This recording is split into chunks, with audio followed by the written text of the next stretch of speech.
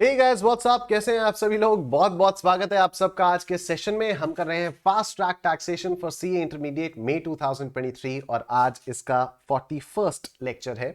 हम जीएसटी कर रहे हैं। जीएसटी में हम इंट्रोडक्शन कंप्लीट कर चुके हैं। सप्लाई अंडर जीएसटी हम लोगों ने 2 दिन पहले से स्टार्ट किया था और आज इसका भी 3rd लेक्चर है और आज सप्लाई अंडर जीएसटी खत्म हो जाएगा। देखते ही देखते कितनी तेजी से ये कोर्स आगे बढ़ रहा है, इट्स जस्ट अमेजिंग। आप लोगों से बस रिक्वेस्ट है, फटाफट से वीडियो को लाइक कर दो। जितने भी स्टूडेंट्स यहाँ पर नए हैं, आप लोग इधर मेरे बारे में थोड़ी सी इन्फॉर्मेशन देख सकते हो। ये मेरा शेड्यूल है। मई 2023 के स्टूडेंट्स के लिए रोज रात को 9 बजे यहाँ पर क्लास चलती है फास्ट ट्रैक टैक्सेशन की और ये चल रही है 16 जनवरी से। एंड आप ये वाला सेशन कब देख रहे हो? आप ये वाला सेशन देख रहे हो 25 फरवरी को। आप ये वाला सेक्शन देख रहे हो 25 फरवरी को। I am recording this on 24 Feb, right. तो मैंने इससे जस्ट पहले मैंने वो वाला सेशन रिकॉर्ड किया जो आप लोगों ने कल देखा और अब मैं ये वाला सेशन रिकॉर्ड कर रहा हूं जो आप अभी देख रहे हो। इस समय 25 फेब को आप देख रहे हो, ठीक है।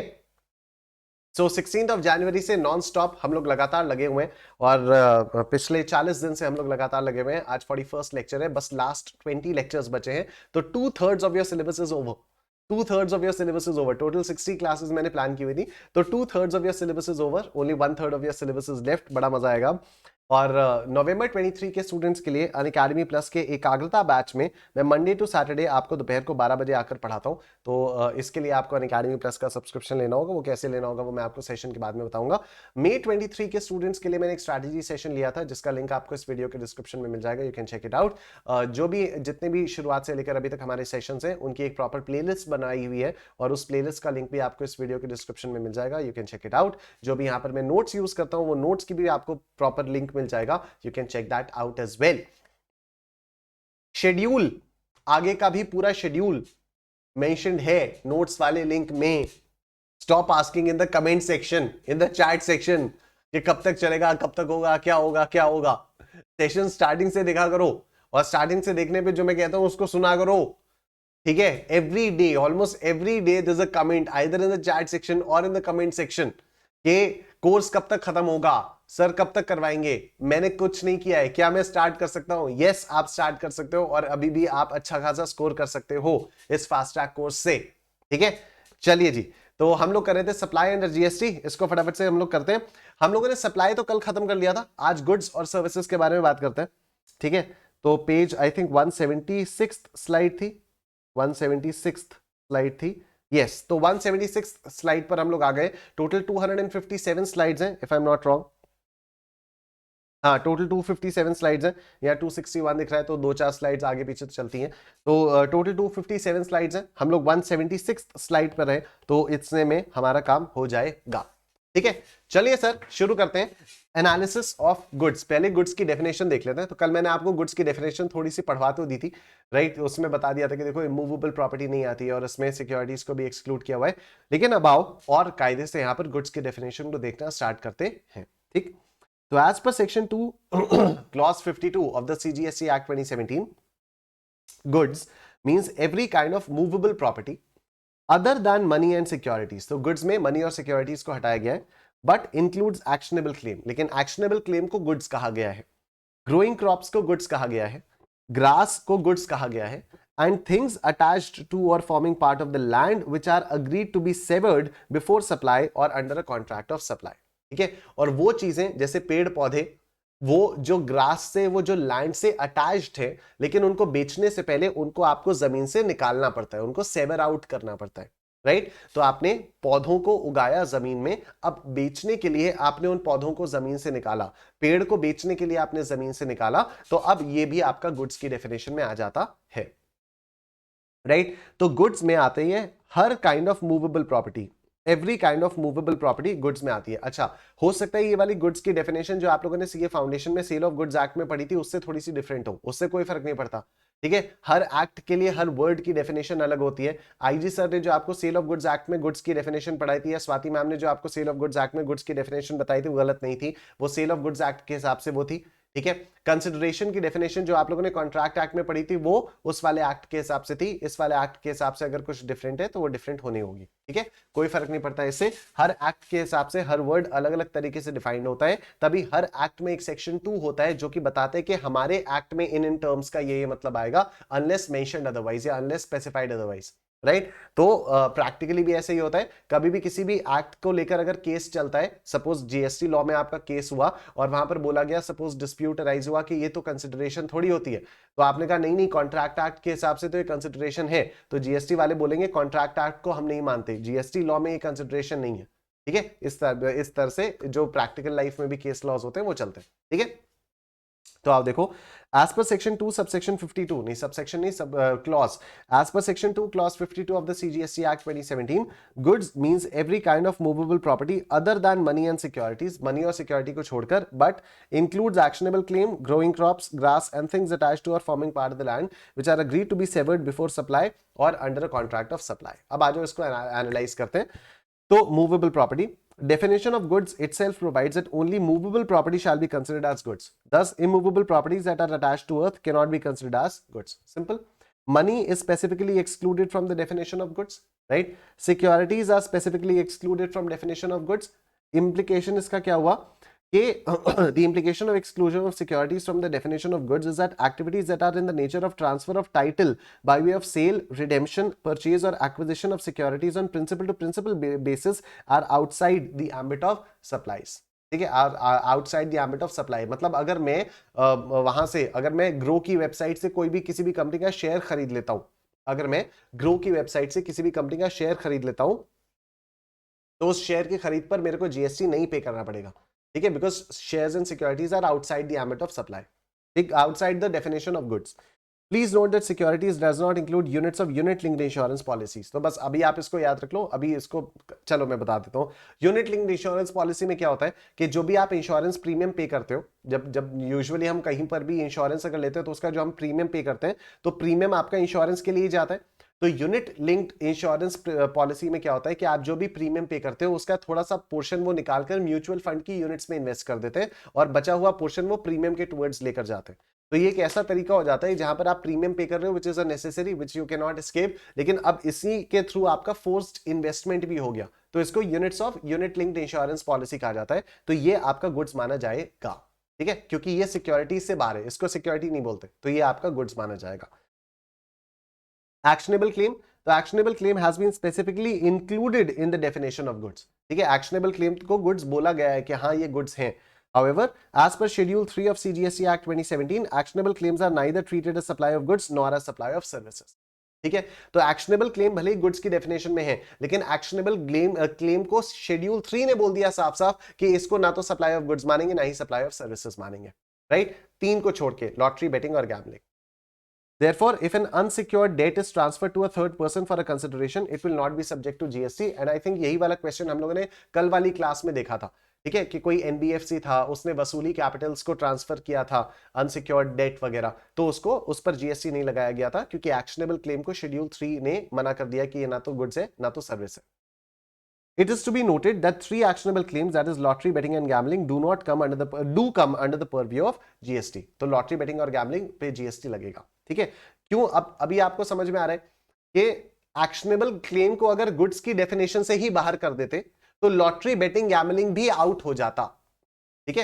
एक्शनेबल क्लेम को गुड्स की डेफिनेशन में, मतलब ये डाउट आता है कई लोगों को कि अगर एक्शनेबल क्लेम पर neither supply of goods nor supply of services मानना था तो एक्शनेबल क्लेम को गुड्स की डेफिनेशन से ही बाहर कर देते, नहीं कर सकते थे, क्योंकि अगर कर देते तो लॉटरी, बेटिंग, गैम्बलिंग पर टैक्स नहीं लगाया जा पाता। ग्रोइंग क्रॉप्स के बारे में बात करते हैं। The definition of goods specifically includes growing crops, grass and things attached to और forming part of the land which are agreed to be severed before supply और under a contract of supply, ठीक है। तो इसमें यहां पर साफ साफ बोला गया कि जो भी ग्रोइंग क्रॉप्स वगैरह है इनको गुड्स माना जाएगा। तो ग्रोइंग क्रॉप्स को आप सेवर करते हो, मतलब जमीन से हटाते हो, जड़ से निकालते हो और तभी बेचते हो। Severability is an important element while deciding on the nature of the property, and this element can be established by ascertaining the nature of the property, intention of the parties and the terms of the contract between them. तो ये सारी चीजों से आपका निकलेगा। गले में बड़ा दर्द है। Standing trees are not goods and are not taxable. तो बड़े बड़े पेड़ जो है वो नहीं है। However, standing timber falls under the ambit of goods because timber trees are severed from land for the purpose of sale and hence they become a commercial commodity. तो जो टिम्बर होता है, तो टिम्बर को बेचा जाता है, उसको लैंड से सेवर करते हैं, तो फिर वो सेलेबल कमोडिटी बन जाती है। गुड्स की डेफिनेशन हो गई, आओ सर्विस की डेफिनेशन पर आते हैं। तो services means anything other than goods, money and securities. तो गुड्स, मनी और सिक्योरिटी को छोड़ के कुछ भी सर्विस, ठीक है, but includes activities relating to the use of money और इट्स कन्वर्जन बाय कैश और by any other mode from one form currency और denomination to another form currency और denomination for which a separate consideration is charged. तो मैं एक एक करके आपको चीजें समझाता हूं। यहां पर क्या हो गया, सर्विस क्या है, देखो गुड्स, मनी और सिक्योरिटीज को छोड़ के सब कुछ सर्विस है। गुड्स क्या था, गुड्स था movable property other than money and securities, ठीक है। तो गुड्स की डेफिनेशन से स्पेसिफिकली मनी को एक्सक्लूड किया गया, गुड्स की डेफिनेशन से स्पेसिफिकली सिक्योरिटी को एक्सक्लूड किया गया। सर्विसेज ने कहा कि गुड्स, मनी और सिक्योरिटीज को छोड़ के बाकी सब कुछ सर्विस है, ठीक है। तो सर्विस की डेफिनेशन से भी सिक्योरिटीज बाहर हो जाती है, ठीक। अच्छा, अब लेकिन इसमें यह बोला गया कि वैसे तो पैसा जो है वो सर्विस की डेफिनेशन से बाहर है, पैसा जो है वो गुड्स की डेफिनेशन से बाहर है, लेकिन अगर मैं रुपए को डॉलर में कन्वर्ट कराने जाता हूं, तो मैं अगर एसबीआई में जाता हूं, रुपए को डॉलर में कन्वर्ट करवाता हूं, तो एसबीआई मुझसे इसके लिए कुछ चार्जेस लेता है। हाँ, तो अगर एक करेंसी से दूसरी करेंसी में कन्वर्ट करने के लिए किसी ने मुझसे कुछ एक्स्ट्रा चार्जेस लिए तो सप्लाई माना जाएगा। अगर सिंपली बिना चार्जेस के कन्वर्ट कर दिया तो सप्लाई नहीं माना जाएगा, सर्विस नहीं माना जाएगा, ठीक है। मैं अगर आपके पास 2000 का नोट लेकर आता हूं और आप मुझे 500-500 के 4 नोट दे देते हो, तो this is a pure transaction in money. लेकिन अगर आप मुझे 500-500 के 3 नोट देते हो और बाकी 200-200 के 2 नोट देते हो, तो मतलब आपने 100 रुपए काट लिए for providing the service of changing, conversion from one denomination to another denomination. मैंने आपको 2000 रुपए की डिनोमिनेशन का नोट दिया, आपने मुझे दूसरी डिनोमिनेशन, आपने मुझे छुट्टे दिए। अब छुट्टे पैसे देने के लिए अगर आप मुझे पूरे 2000 दे दोगे, तब तो this is a purely transaction in money हो जाएगा, ठीक।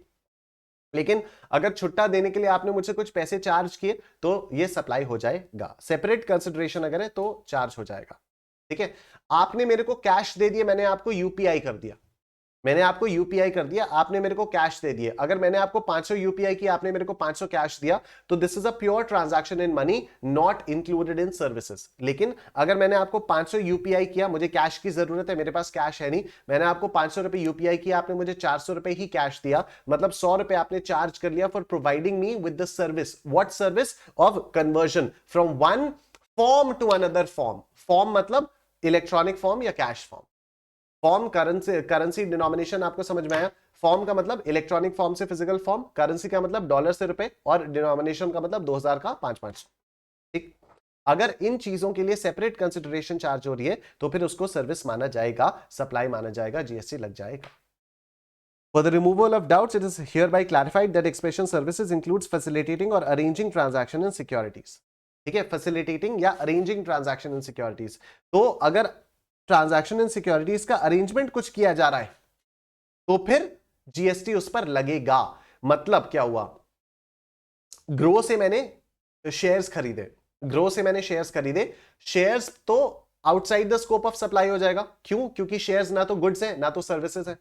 लेकिन अब ग्रो ब्रोकरेज चार्ज करेगा, क्योंकि ग्रो की वजह से मैं इस पर खरीद रहा हूं, ब्रोकरेज पर जीएसटी लगेगा, ठीक है, ब्रोकरेज पर जीएसटी लगेगा। मैं आपको एग्जांपल देता हूं, मैंने सपोज 50,000 रुपए के शेयर्स खरीद लिए ग्रो से, इस पर ब्रोकरेज लगी 20 रुपए, ठीक है। जीएसटी किस पर लगेगा? जीएसटी 50,000 पर लगेगा, 50,000 प्लस 20 पर लगेगा, या सिर्फ 20 पर लगेगा? तो जीएसटी सिर्फ 20 रुपए पर लगेगा, ठीक है, क्योंकि ग्रो ने फैसिलिटेट किया ट्रांजैक्शन इन मनी। ग्रो मतलब जीरोधा, ग्रो अपस्टॉक्स कुछ भी है, ठीक है। मतलब यहां पर मैं कोई ग्रो का प्रमोशन नहीं कर रहा हूं, it's just I have been using Groww for the last 3 years, और मैं उसी में बहुत ज्यादा कंफर्टेबल हूं, तो इसलिए मैं ग्रो का नाम लेता रहता हूं, बस और कुछ नहीं है, ठीक है। तो ग्रो वालों ने मेरे को पैसे नहीं दिए कि हमें प्रमोट करो, ठीक। तो अगर ग्रो पे, हाँ, तो ग्रो ने 20 रुपए के ब्रोकरेज चार्जेस लगाए, तो इस 20 रुपए के ब्रोकरेज चार्जेस पर जीएसटी लगेगा, ठीक। Analysis of definition of services आ जाओ, देखते हैं। Meaning of services in common parlance. Commonly service क्या बोला जाता है? एक टाइप की economic activity that is intangible, is not stored and does not result in ownership, ठीक। A service is consumed at the point of sale. तो जैसे ही cell हुई तुरंत सर्विस कंज्यूम हो गई, उसका बेनिफिट लंबे टाइम तक चल सकता है, ठीक है, तो जैसे क्या हुआ, आपने अनअकैडमी प्लस का सब्सक्रिप्शन लिया तो आपने सर्विस खरीद ली, ठीक है, कंज्यूम कर लिया आपने, अब इसका बेनिफिट आप लेते रहोगे देर तक, राइट। मैं यहां पर आपको पढ़ा रहा हूं, मैंने जैसी सर्विस दी अनअकैडमी ने कंज्यूम कर ली, ठीक है। यूट्यूब पर अभी ये वीडियो आएगी, ठीक है, मैं अभी रिकॉर्ड कर रहा हूं, यूट्यूब पर ये वीडियो आएगी, तो मैंने सर्विस प्रोवाइड की, आपने कंज्यूम कर ली, मतलब अनअकैडमी ने कंज्यूम कर ली। अनअकैडमी ने कैसे कंज्यूम की, उसके यूट्यूब चैनल पर आ गई ये वीडियो। अब इसका बेनिफिट अनअकैडमी को लंबे समय तक मिलता रहेगा। कैसे, आप लोग जैसे जैसे बाद में इस वीडियो को देखते रहोगे, अनअकैडमी के यूट्यूब चैनल पर व्यूज बढ़ते रहेंगे, अनअकैडमी को फायदा होता रहेगा, ठीक है। तो मैंने अनअकैडमी को सर्विस प्रोवाइड की, मैं सर्विस आपको नहीं प्रोवाइड कर रहा हूं, I am providing the service to Unacademy, this is Unacademy providing you the service, ठीक है। तो मैंने अनअकैडमी को सर्विस प्रोवाइड की, अनअकैडमी ने उसको कंज्यूम कर लिया, अब अनअकैडमी इस सर्विस का फायदा जो है वो लंबे समय तक उठाता रहेगा। हमारी फेस टू फेस क्लास चल रही होती तो मैंने आपको सर्विस दी, आप सामने बैठ के आपने सर्विस कंज्यूम कर ली, अब ये ज्ञान आपके दिमाग तक लंबे समय तक रहेगा, तो बेनिफिट ऑफ सर्विस आपका लंबे समय तक चलेगा, ठीक है। मैं अपनी कार की सर्विसिंग कराने गया, वो कार रिपेयर वाले ने मेरी गाड़ी को ठीक कर दिया, उसी समय ठीक कर दिया, मेरी गाड़ी उसी समय ठीक हो गई, service has been consumed by the car, service has been consumed by me at the point of sale, जैसे ही उसने ठीक किया तुरंत हो गया, लेकिन उसके बाद इसका बेनिफिट मेरे को लंबे समय तक मिलता रहेगा। Benefit of service may last longer. Activities which are regarded only as transaction in money are not covered in the definition. Only as transaction in money का मतलब वही हो गया जो तीन आपको बताया था कि जिस रेट का डॉलर है, अगर उसी रेट पर मेरे को पैसा मिल गया, डॉलर मिल गया, तो फिर प्योर ट्रांजैक्शन इन मनी। इसके लिए कुछ अलग से इन लोगों ने, एसबीआई ने कंसिडरेशन चार्ज नहीं किया, तो ये प्योर ट्रांजैक्शन इन मनी हो जाएगा, इसको सर्विस नहीं बोला जाएगा, ठीक है। और वो अगर वो जो एग्जाम्पल अभी थोड़ी देर पहले हम लोगों ने, अब यही वाले जो चार एग्जांपल्स मैंने दिए थे यही लिखे हुए, ठीक है। तीन एग्जांपल्स जो मैंने आपको दिए फॉर्म, करेंसी और डिनोमिनेशन वाले, वो यहां पर लिखे हैं, आप लोग देख लीजिएगा इसको। However, if for any of the above services a separate fees was charged, it would not be regarded only as a transaction in money and would therefore be subject to GST. ठीक है, मैं पानी P लेता हूं, आप लोग please फटाफट से वीडियो को लाइक कर दीजिए।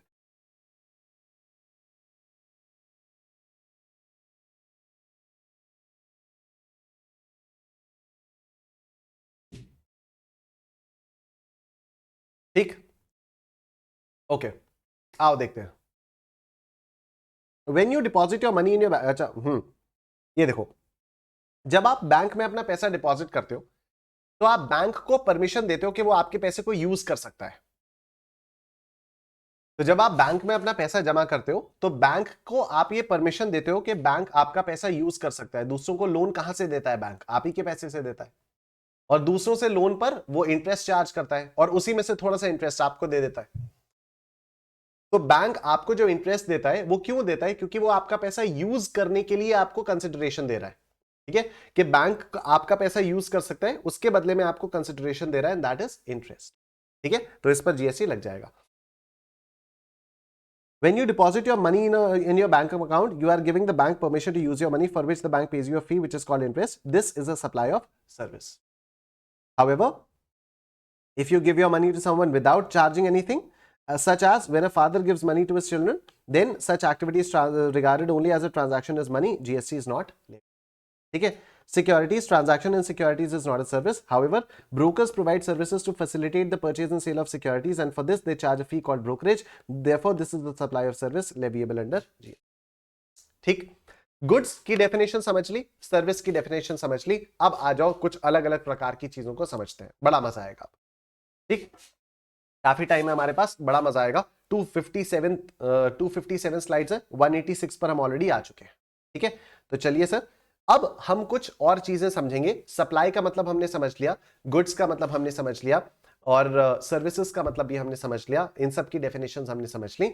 लेकिन अब हम कुछ और चीजें करने जा रहे हैं, कुछ अलग अलग प्रकार की चीजें जिनको हम लोग समझेंगे तो बड़ा मजा आएगा, राइट। आओ देखो, different types of supplies under the GST law. So we have taxable supply, non-taxable, nil rated, exempt, zero rated, inward, outward, composite और mixed, ठीक है। इन सब चीजों को लेकर हम लोग समझेंगे कि क्या क्या होता है। जैसे अभी अगर आप ये पढ़ रहे होगे नॉन टैक्सेबल, निल रेटेड, एग्जेम्प्ट, जीरो रेटेड, तो ये चारों आपको एक जैसी सी लग रही होंगी, ठीक है। ये चारों आपको लग रहा होगा कि यार ये एक ही तो बात हो रही है, नॉन टैक्सेबल, निल रेटेड, एग्जेम्प्ट, जीरो रेटेड, ऐसा सुनने में लग रहा होगा कि एक ही बात है। तो अभी हम लोग पढ़ेंगे कि क्या क्या डिफरेंसेस है, ठीक। आइए टैक्सेबल सप्लाई के बारे में बात करते हैं। तो taxable supply means the supply of goods और सर्विसेज और both which is leviable to tax. ठीक है, तो एक ऐसी सप्लाई जिस पर टैक्स लगता है उसको टैक्सेबल सप्लाई बोलते हैं, जिस पे जीएसटी लगता है उसको टैक्सेबल सप्लाई बोलते हैं। The transaction must involve either goods और सर्विसेज और both of them. Such goods or services should not be specified under Schedule 3. Schedule 3 क्या था? Schedule 3 वो था जो कि neither supply of goods था, neither supply of services था। तो जो भी आप गुड्स या सर्विसेज की सप्लाई कर रहे हो वो शेड्यूल 3 में मेंशन नहीं होनी चाहिए। The transaction should fall with the meaning of supply in terms of section 7 of the CGST act. तो वो सप्लाई होना चाहिए and the supply should be leviable to GST. ये हो गई आपकी taxable supply, plain and simple, कोई दिक्कत वाली बात नहीं है। आइए नॉन टैक्सेबल सप्लाई। अब जो चार चीजें होने वाली हैं, ये नॉन टैक्सेबल, निल, एग्जेम्प्ट, जीरो, इसके बारे में अब हम बात करते हैं। देखो, non-taxable supply means the supply of goods or services or both which is not leviable to tax under this act or under the IGST act। ना तो CGST में leviable to GST है, ना ही IGST में leviable to GST है। अगर ऐसी supply of goods या services दी जा रही है तो फिर इसको non-taxable supply बोला जाता है।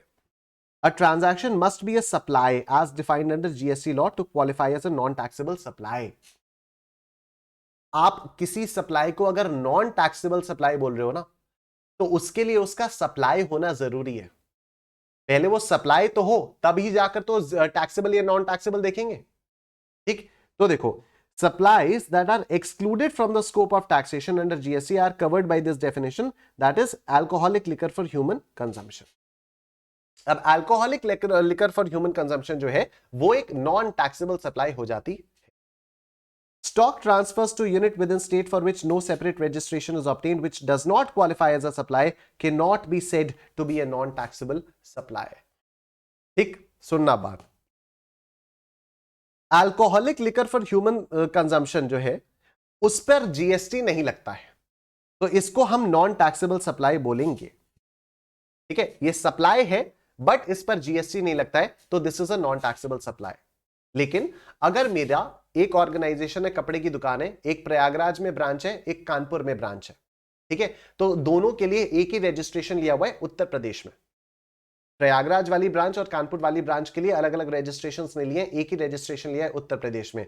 और तब अगर मैं प्रयागराज से उत्तर प्रदेश में विदाउट कंसिडरेशन ट्रांसफर करता हूं तो क्या इसको सप्लाई बोलते हैं? नहीं, इसको सप्लाई नहीं बोलते। जीएसटी नहीं लगेगा, अग्रीड, लेकिन क्या इसको आप नॉन टैक्सेबल सप्लाई बोलोगे? नहीं, ये सप्लाई ही नहीं है। ठीक है, तो ये सप्लाई ही नहीं है। तो stock transfers to unit within the state for which no separate registration is obtained which does not qualify as a supply, इसको सप्लाई ही नहीं बोलते, तो इसको आप नॉन टैक्सेबल सप्लाई नहीं बोल सकते। नॉन टैक्सेबल सप्लाई होने के लिए पहले सप्लाई होना पड़ेगा। ठीक, transactions specified in schedule 3 which are neither treated as supply of goods nor supply of services cannot be said to be non taxable supplies। तो जो शेड्यूल 3 में हम लोगों ने इतना सारा पढ़ा था कल कि इसको ना तो सप्लाई ऑफ गुड्स मानेंगे ना सप्लाई ऑफ सर्विसेज मानेंगे, तो उनको हम ये नहीं कहेंगे कि ये नॉन टैक्सेबल सप्लाई है, क्योंकि वो सप्लाई ही नहीं है। नॉन टैक्सेबल या टैक्सेबल तो तब बात आएगी ना, पहले सप्लाई तो हो। अगर वो सप्लाई ही नहीं है तो कहां की टैक्सेबल या नॉन टैक्सेबल, तो इसलिए उसको नॉन टैक्सेबल नहीं बोलेंगे। इधर देखो, supplies that enjoy the benefit of wholly exempted from tax, nil rated supplies and zero rated supplies are also not covered under the ambit of non taxable supplies। This is because such supplies are in fact liable to tax, only the tax is exempted by virtue of an exemption notification or the tax rate is nil। तीन चीजें होती हैं, actually चार होती हैं, non taxable, ठीक, exempt supplies, निल rated supplies और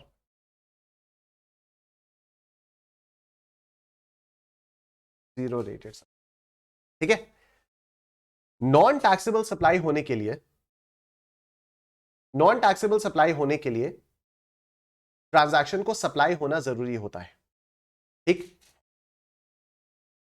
exempt supplies, निल rated supplies और जीरो रेटेड सप्लाईज ये एक्चुअली टैक्सेबल होती हैं, ये एक्चुअली टैक्सेबल होती हैं, बस for the time being in पर जीएसटी नहीं लगता है। ठीक है, बस for the time being in पर जीएसटी नहीं लगता है। ये जो एग्जेम्प्ट सप्लाईज है ये वो सप्लाईज होती है जिनको सरकार ने एक एग्जेम्पशन नोटिफिकेशन के अंदर कह दिया इसकी सप्लाई पर जीएसटी नहीं लेंगे। इसका मतलब ये नहीं कि नॉन टैक्सेबल है, ये टैक्सेबल है। कल को सरकार इस पे से एग्जेम्पशन नोटिफिकेशन विथड्रॉ कर ले, हो सकता है कल को सरकार कह दे नहीं अब से इस पर टैक्स लेंगे, ऐसा बहुत हुआ है। हम अभी ही अपने फास्ट ट्रैक कोर्स में एग्जेम्पशंस अंडर जीएसटी पढ़ेंगे। अभी ये वाला चैप्टर खत्म होने के बाद हम चार्ज अगेंस्ट चार्ज पढ़ेंगे, फिर कॉम्पोजिशन लेवी पढ़ेंगे, कॉम्पोजिशन के बाद हम एग्जेम्पशंस वाला चैप्टर पढ़ेंगे। एग्जेम्पशंस वाले चैप्टर में मैं आपको दिखाऊंगा नोटिफिकेशन, एग्जेम्पशन नोटिफिकेशन, कि सरकार कहती है आज से इस सर्विस पर एग्जेम्प्ट, आज से इस सप्लाई पर एग्जेम्प्ट, कोई जीएसटी नहीं लगेगा, आज से ये सप्लाई एग्जेम्प्ट। फिर सरकार ये भी बोल देगी आज से ये वाली सप्लाई टैक्सेबल। ठीक है, तो सप्लाईज टैक्सेबल होती हैं, तो आप ये नहीं कह सकते कि वो नॉन टैक्सेबल सप्लाई है। You can not say that this is a non taxable supply. वो टैक्सेबल तो है, लेकिन just because there is an exemption notification तो उस पर अभी जीएसटी नहीं लग रहा है। ठीक, नील रेटेड सप्लाईज मतलब जब भी आप कोई भी चीज सप्लाई करते हो उस पर कौन सा रेट लगेगा वो डिपेंड करता है एक हार्मोनाइज्ड सिस्टम ऑफ नॉमेनक्लेचर पर। ठीक है, तो उसके बारे में हम लोग पढ़ेंगे जब हम चार्ज अगेंस्ट वो चार्ज ऑफ जीएसटी वाला चैप्टर पढ़ेंगे कल, तब मैं आपको बताऊंगा कि कौन से गुड्स पर कितना रेट का जीएसटी लगेगा, कौन सी सर्विस पर किस रेट से जीएसटी लगेगा, सारी चीजें मेंशन है। तो कई बार कई सारी जगहों पर जीरो रेट, निल रेट लिखा रहता है, निल रेट लिखा रहता है। इसका मतलब ये नहीं कि वो सप्लाई से ही बाहर है, इसका मतलब वो सप्लाई टैक्सेबल तो है, वो सप्लाई टैक्सेबल तो है, बस अभी के लिए उसका रेट जो है वो जीरो मेंशन है। ठीक है, ऐसी कुछ सप्लाईज होती हैं जीरो रेटेड सप्लाईज। ठीक है, तो सर निल रेटेड और जीरो रेटेड में क्या फर्क है अभी बताऊंगा थोड़ी देर में। ठीक है, निल रेटेड और जीरो रेटेड में क्या फर्क है वो अभी थोड़ी देर में हम लोग देखेंगे। अभी कहने का मतलब ये हुआ कि आप एग्जेम्प्ट सप्लाई, निल रेटेड सप्लाई और जीरो रेटेड सप्लाई को ये नहीं कह सकते कि दीज आर नॉन टैक्सेबल। क्यों? क्योंकि ये टैक्सेबल है, इट्स जस्ट अभी जीएसटी नहीं लग रहा है, हो सकता है आगे लग जाए। ठीक है, तो non taxable supply is only one, alcoholic liquor for human consumption. ठीक है, आपको बस इतना याद रखना है, मतलब ये बाकी चीजें अगर कभी मान लो एक शॉर्ट नोट लिखने के लिए आ गए तो आपको समझाना तो पड़ेगा ही, लेकिन फॉर द टाइम बिंग समझने के लिए, याद रखने के लिए आप बस इतना याद रख सकते हो कि दारू को बेचोगे तो that is a non taxable supply. आओ निल रेटेड टैक्स को समझते हैं। Goods or services on which GST rate is 0% applicable are called nil rated goods or services. Such goods or services on which GST rate of 0 is applicable are listed in Schedule 1 under the GST rate schedule. तो एक GST का rate का schedule होता है, उस पे कुछ goods और सर्विसेज मेंशन है जहां पर लिखा हुआ है कि इन गुड्स और सर्विसेज पर अभी 0% का रेट लगेगा। ठीक है, तो 0% का रेट अगर लगेगा, जैसे नमक हो गया, गुड़ हो गया, दालें वगैरह हो गई, सीरियल्स हो गए, तो ये सारे के सारे निल रेटेड सप्लाई होंगे क्योंकि इन पर जीएसटी रेट शेड्यूल में लिखा हुआ है कि इस पर जीरो रेट से जीएसटी लगेगा, 0% जीएसटी लगेगा। ठीक, अब आओ एग्जेम्प्ट सप्लाई पढ़ते हैं। आई नो आपके मन में चल रहा है sir what about zero rated supply, अभी करेंगे जीरो रेटेड सप्लाई भी। अभी निल रेटेड आपको समझ में आया कि रेट शेड्यूल के आगे जिन पर जीरो लगा हुआ है, रेट शेड्यूल के आगे जिन पर जीरो लगा हुआ है, those are not zero rated supplies, those are nil rated supplies. What are exempt supplies? Exempt supplies means supply of any goods or services or both which attracts nil rate of tax or which may be wholly exempt from tax under section 11 or under section 6 of IGST Act and includes non-taxable supply. Exempt supply के अंदर तीन चीजें आती हैं। Exempt supply के अंदर तीन चीजें आती हैं, एक non taxable, non taxable exempt नहीं है, एग्जेम्प्ट नॉन टैक्सेबल है। ठीक, एग्जेम्प्ट सप्लाई के अंदर आता है नॉन टैक्सेबल, निल रेटेड और, ठीक है, नॉन टैक्सेबल बोले तो alcoholic liquor for human consumption,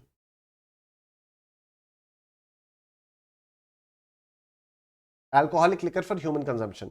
nil rated मतलब जिनके आगे जीरो लिखा है, जिनके आगे 0% लिखा हुआ है। और एग्जेम्प्ट मतलब जो सेक्शन 11 में, जो सेक्शन 11 में एग्जेम्प्ट है। सेक्शन 11 हम लोग वही पढ़ेंगे चैप्टर नंबर 5 जो है हमारा। ठीक है, सेक्शन 11 जो हमारा जो चैप्टर नंबर 5 है, जिसमें एग्जेम्पशन नोटिफिकेशन के जरिए सरकार ने कहा है कि इन सप्लाईज पर हम टैक्स नहीं लगाएंगे, तो दैट इज एग्जेम्प्ट। तो एग्जेम्प्ट सप्लाई के अंदर ये तीनों चीजें आती हैं, नॉन टैक्सेबल, निल रेटेड और एग्जेम्प्ट सप्लाई। ठीक, देखो अब exempt supplies comprise of the following three types of supplies: supplies taxable at nil rate, supplies that are wholly exempt from CGST, SGST by way of a notification, और non-taxable supplies such as alcoholic liquor for human consumption. अब देखो मेरी बात ध्यान से, zero rated supplies are not treated as exempt Zero rated supplies are not treated as non-taxable supplies. Zero rated supplies are not nil supplies. ये होता क्या है सर जीरो रेटेड सप्लाई? तो आ जाओ इसको मैं एक एग्जांपल से समझाता हूं आपको. देखो सुनना मेरी बात.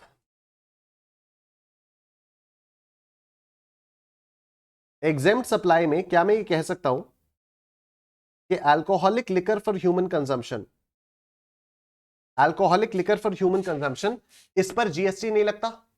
मतलब जब मैं इसको बेचूंगा तो क्या मैं इससे अपने कस्टमर से जीएसटी चार्ज करूंगा? नहीं. लेकिन अगर सपोज मैं दारू बना रहा हूं, मैं सपोज दारू बना रहा हूं और दारू बनाने के लिए जो जो इंग्रेडिएंट्स चाहिए होते हैं, समझना, दारू बनाने के लिए जो जो इंग्रेडिएंट्स चाहिए होते हैं, मैं वो इंग्रेडिएंट्स खरीदूंगा. अगर मैं वो इंग्रेडिएंट्स खरीदूंगा तो उन इंग्रेडिएंट्स को खरीदने पर क्या मैं जीएसटी पे करूंगा? अगर मैं बेचने पर जीएसटी चार्ज नहीं कर सकता तो खरीदने पर जो जीएसटी मैंने पे किया था उसका इनपुट टैक्स क्रेडिट कैसे ले पाऊंगा? नहीं ले पाऊंगा. ठीक है. दारू बेची, दारू बेचने पर जीएसटी चार्ज नहीं कर सकता क्योंकि एग्जेम्प्ट है. अगर चार्ज नहीं कर सकता, वही जीएसटी लेकर तो मैं सरकार को जमा करता हूं और उसी के अगेंस्ट तो मैं आईटीसी लेता हूं, इनपुट टैक्स क्रेडिट लेता हूं. इनपुट टैक्स क्रेडिट किसका लेता हूं? जो सामान मैंने खरीदा उस पर जो जीएसटी पे किया था उसी का इनपुट टैक्स क्रेडिट लेता हूं मैं. ठीक है. पर अगर alcoholic liquor for human consumption पे जीएसटी में चार्ज ही नहीं कर सकता तो क्या मेरी कोई आउटपुट लायबिलिटी बनेगी? बेचने पर आती है ना आउटपुट लायबिलिटी. बेचने पर मैं कस्टमर से कलेक्ट करके सरकार को देता हूं, जो सरकार को देता हूं वही आउटपुट लायबिलिटी होती है. बेचने पर जीएसटी मैंने चार्ज नहीं किया क्योंकि नॉन टैक्सेबल है, एग्जेम्प्ट है. ठीक है. तो क्या मैं जीएसटी चार्ज कर सकता हूं? नहीं. अगर मैंने जीएसटी चार्ज नहीं किया तो मेरी आउटपुट लायबिलिटी क्या होगी? जीरो. इनपुट टैक्स क्रेडिट मेरे पास पड़ा हुआ है पर मेरी जेब से तो जा चुका है ना.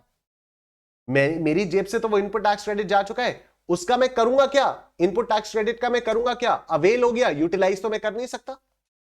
अवेल हो गया, यूटिलाइज तो मैं कर नहीं सकता. तो ये तो कितनी गलत बात है. खरीदने पर मुझे जीएसटी देना पड़ रहा है पर मैं इसका क्रेडिट नहीं ले सकता क्योंकि बेचने पर एग्जेम्प्ट है. बेचने पर एग्जेम्प्ट है तो मैं इसका क्रेडिट कहां से लूंगा? तो क्या ये सही मायने में एग्जेम्प्ट हुआ? नहीं. क्या ये सही मायने में नॉन टैक्सेबल हुआ? नहीं. क्या ये सही मायने में निल रेटेड हुआ? नहीं. ठीक है. तो सरकार ने कहा यार बात तो सही है.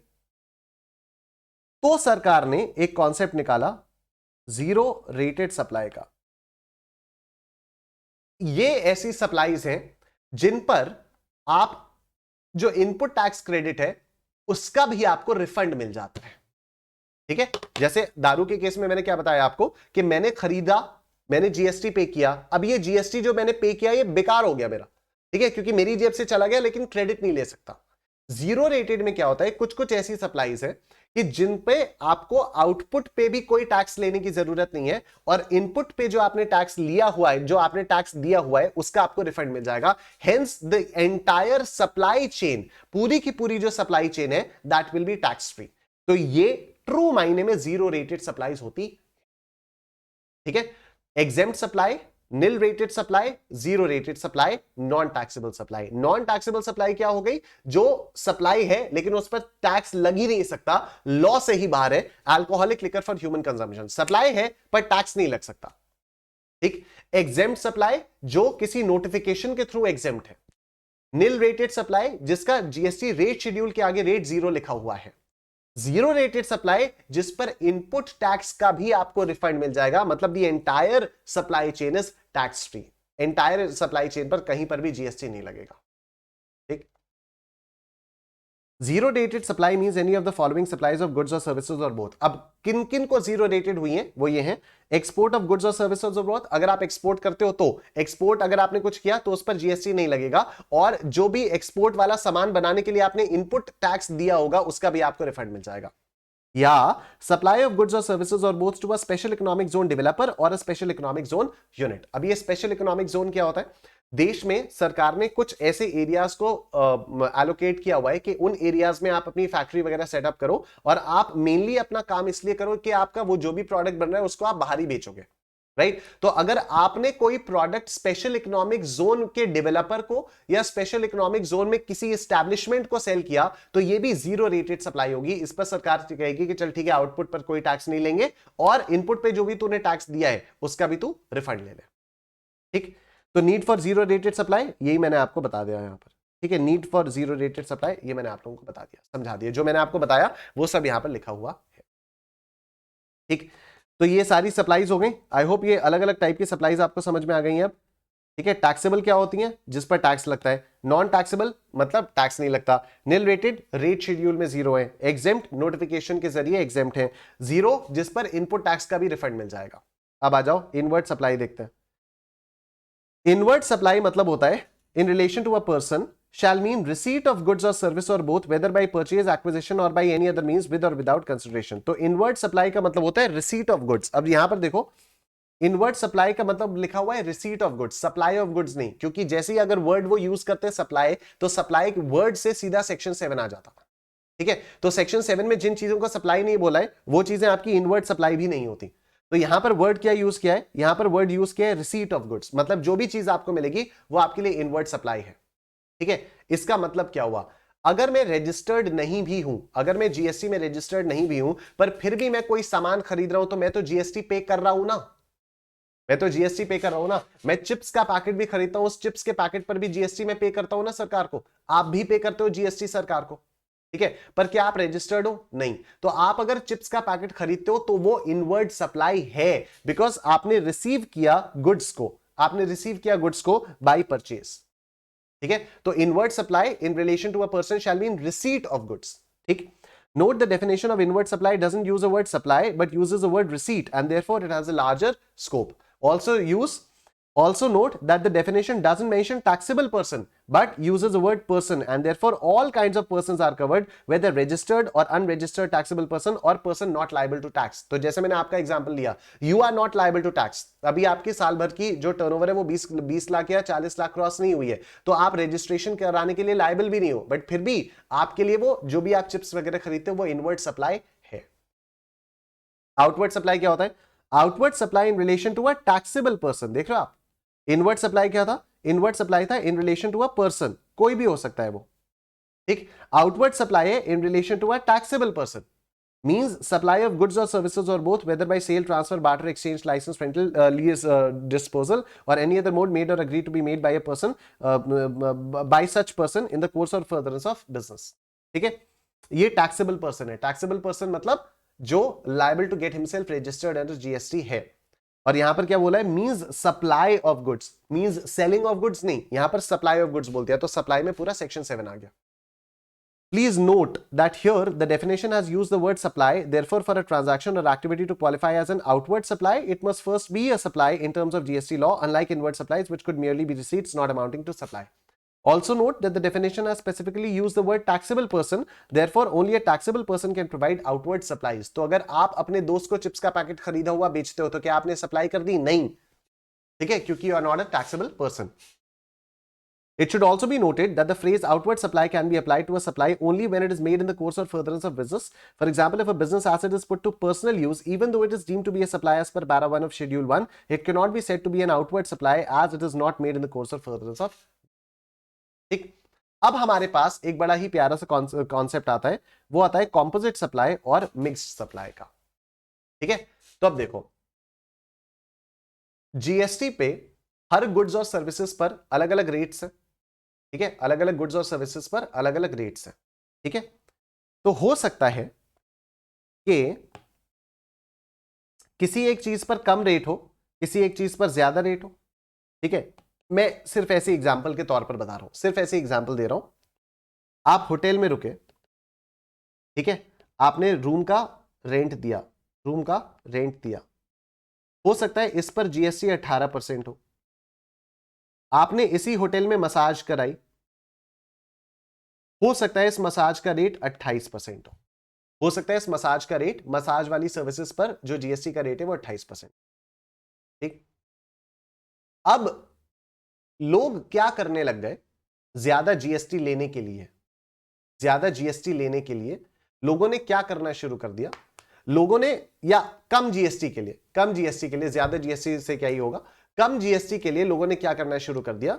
लोगों ने कहा कि हमारे होटल में मसाज कॉम्प्लीमेंट्री है, हमारे होटल में मसाज कॉम्प्लीमेंट्री है, और एक बिल बनाकर दिया, एक बिल बनाकर दिया होटल का, रूम चार्जेस, मसाज चार्जेस, और मसाज चार्जेस में कॉम्प्लीमेंट्री कर दिया, मसाज चार्जेस कर दिया कॉम्प्लीमेंट्री, और उसका जो भी पैसा था रूम चार्जेस में जोड़ दिया, और रूम चार्जेस में जीएसटी कम लगता है तो कस्टमर से कम चार्ज किया, कस्टमर से कम चार्ज किया। सरकार को यह समझ में आ गया कि एक से ज्यादा सर्विस या एक से ज्यादा गुड्स बेचे जा रहे हैं, अलग अलग रेट्स के गुड्स की बंडलिंग करके बेचा जा रहा है, अलग अलग गुड्स की बंडलिंग करके बेची जा रही है टू अवॉइड पेइंग जीएसटी। ठीक है, क्योंकि अगर आप मसाज की सर्विस अलग से दिखाते तो आपको 28% पे जीएसटी पे करना पड़ता, अगर आप रूम की सर्विस दिखा रहे हो तो आपको 18% से जीएसटी पे करना होगा। तो आपने मसाज की सर्विस अलग से दिखाई नहीं, आपने रूम प्लस मसाज दिखा दिया, आपने एक साथ रूम प्लस मसाज दिखा दिया और दिखा दिया कि नहीं रूम ही था, तो 18% से आपने जीएसटी चार्ज कर लिया। ठीक है, तो ऐसे में इस चीज को बोलते हैं कि आपने दो अलग अलग सप्लाईज को बंडल करके बेच दिया, दो अलग अलग सप्लाईज को बंडल करके बेच दिया कम जीएसटी का चार्ज लगाने के लिए। तो ऐसे में सरकार ने दो रूल्स निकाले, एक कॉम्पोजिट सप्लाई और एक मिक्स्ड सप्लाई। कॉम्पोजिट सप्लाई वो सप्लाई होती है जहां पर normal in the course of business आपको एक से ज्यादा सप्लाई दी जाती है। फॉर एग्जाम्पल, होटल के साथ ब्रेकफास्ट यूजुअली कॉम्प्लीमेंट्री होता है, मोबाइल के साथ चार्जर यूजुअली कॉम्प्लीमेंट्री होता है। तो अगर मोबाइल के साथ चार्जर बिक रहा है तो फिर सरकार कहेगी हां ये तो बिजनेस में होता ही है। होटल के रूम के साथ अगर आपको ब्रेकफास्ट मिल रहा है तो सरकार कहेगी हां ये तो होता ही है। तो इस पे रूम के चार्ज पे ही, रूम पर जो भी चार्ज लगेगा उसी पर जीएसटी लगेगा, ब्रेकफास्ट पर जो भी चार्ज होगा उसको इग्नोर कर देंगे। मतलब ब्रेकफास्ट पर अगर रेट अलग है और रूम पर अगर रेट अलग है तो कौन से रेट से जीएसटी चार्ज किया जाएगा? जो रूम वाला रेट है। क्यों? क्योंकि बोला जाएगा ठीक है ब्रेकफास्ट कॉम्प्लीमेंट्री है और breakfast normal course of business में, in the normal course of business breakfast usually hotels complimentary provide करते ही हैं, तो ये कॉम्पोजिट सप्लाई बोला जाएगा इसको।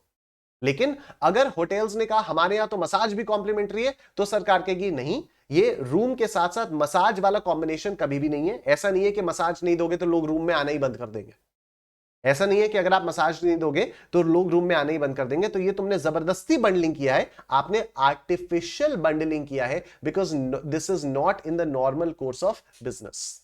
तो आपने जबरदस्ती इस चीज की बंडलिंग की है, और अगर आपने जबरदस्ती इस चीज की बंडलिंग की है तो फिर जीएसटी लगेगा उस रेट से जो हाईएस्ट रेट होगा। मतलब अब रूम के चार्जेस पर भी 28% लगेगा और मसाज के चार्जेस पर भी 28% लगेगा। लेकिन अगर मान लो होटल ने अपने बिल में अलग अलग दिखा दिया कि देखो होटल ये है, रूम का चार्ज ये है, इस पर हमने 18% लगाया, मसाज का चार्ज ये है, इस पर हमने 28% लगाया, तो सरकार कहेगी हाँ इसमें हमें कोई प्रॉब्लम नहीं, सरकार कहेगी इसमें हमें कोई प्रॉब्लम नहीं है। आप जब जबरदस्ती रूम प्लस मसाज एक दिखा रहे हो और उस पर 18% जीएसटी लगा रहे हो तो इसमें हमें प्रॉब्लम है, क्योंकि ये आपने यहां पर नॉनसेंस किया। अगर आप अपने बिल में अलग अलग दिखा रहे हो कि रूम का अलग से चार्ज लिया है, इस चार्ज पर 18%, मसाज का अलग से चार्ज लिया है, इस चार्ज पर 28%, तो सरकार कहेगी तो हमें कोई दिक्कत नहीं। ठीक है, तो कॉम्पोजिट और मिक्स सप्लाई का क्या फंडा हुआ? कॉम्पोजिट सप्लाई जहां पर आपको एक से ज्यादा सर्विस या गुड्स प्रोवाइड किए जाते हैं, but the goods are naturally bundled in the ordinary course of business. ये ब्रेकफास्ट के साथ कॉम्प्लीमेंट्री मील, एक ब्रेकफास्ट के साथ कॉम्प्लीमेंट्री मील। दूसरा मिक्स्ड सप्लाई। मिक्स्ड सप्लाई क्या हो गया? When the products are artificially bundled. Artificially bundled में क्या हो गया? आर्टिफिशियली बंडल्ड में हो गया कि आपने जबरदस्ती रूम के साथ मसाज भी घुसाकर दे दी। ठीक है, तो ये हो गया। अब इसमें टैक्सेबिलिटी किस तरह से होगी? अगर नेचुरली बंडल्ड है तो जो भी आपकी प्रिंसिपल सप्लाई होगी उसी के रेट से जीएसटी लगेगा पूरे के पूरी इनवॉइस वैल्यू पर।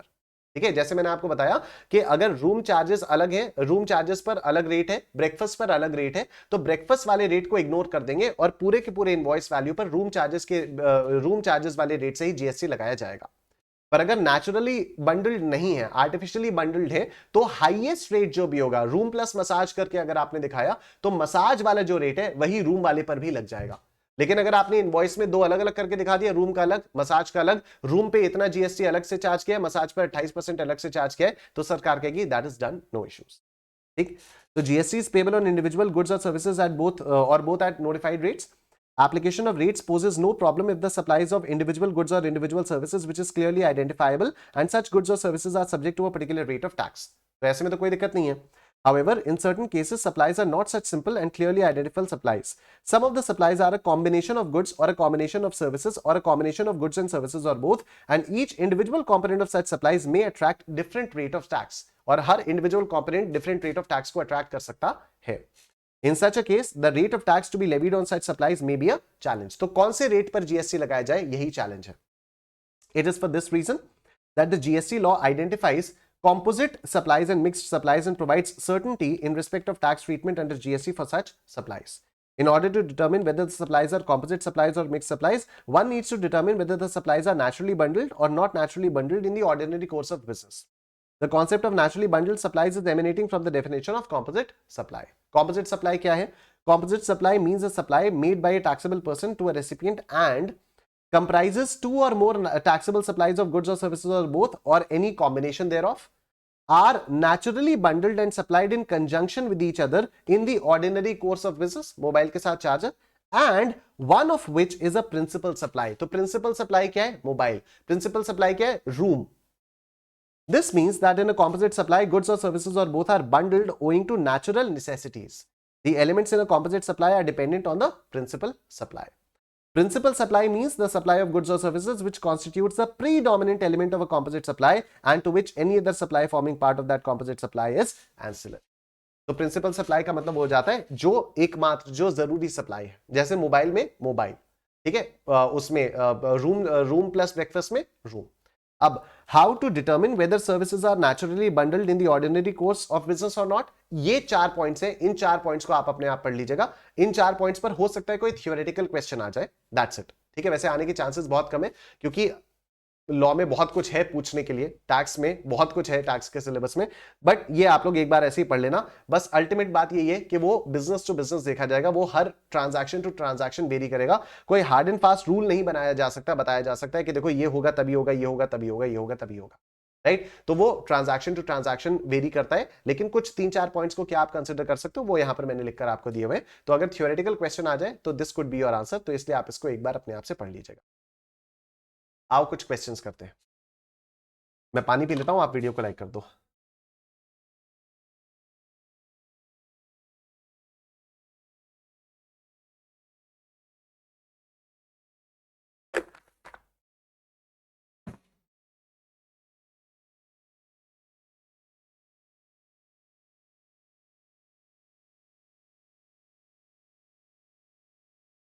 देखो, पोशाक manufacturers entered into a contract with Chiku Limited for supply of ready-made shirts packed in designer boxes at Chiku Limited's outlet.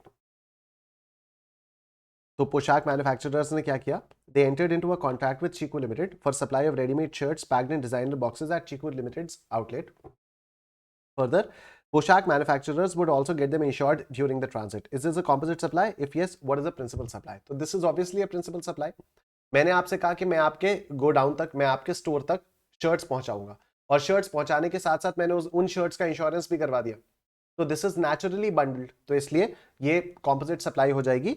और सप्लाई ऑफ गुड्स जो है वो आपका प्रिंसिपल सप्लाई है. ट्रांसपोर्ट इंश्योरेंस ये आपका एंसिलरी हो जाएगा. ठीक. When a consumer buys a television set and he also gets warranty and a maintenance contract with the TV, is this supply a composite supply? Yes. और principal supply क्या है? Buying of a television. क्योंकि ये ordinary course of business में warranty वगैरह तो दी जाती है. A travel ticket from Mumbai to Delhi includes service of food being served on the board, free insurance and use of airport lounge. Is this a composite supply? If yes, what is the principal supply? Yes.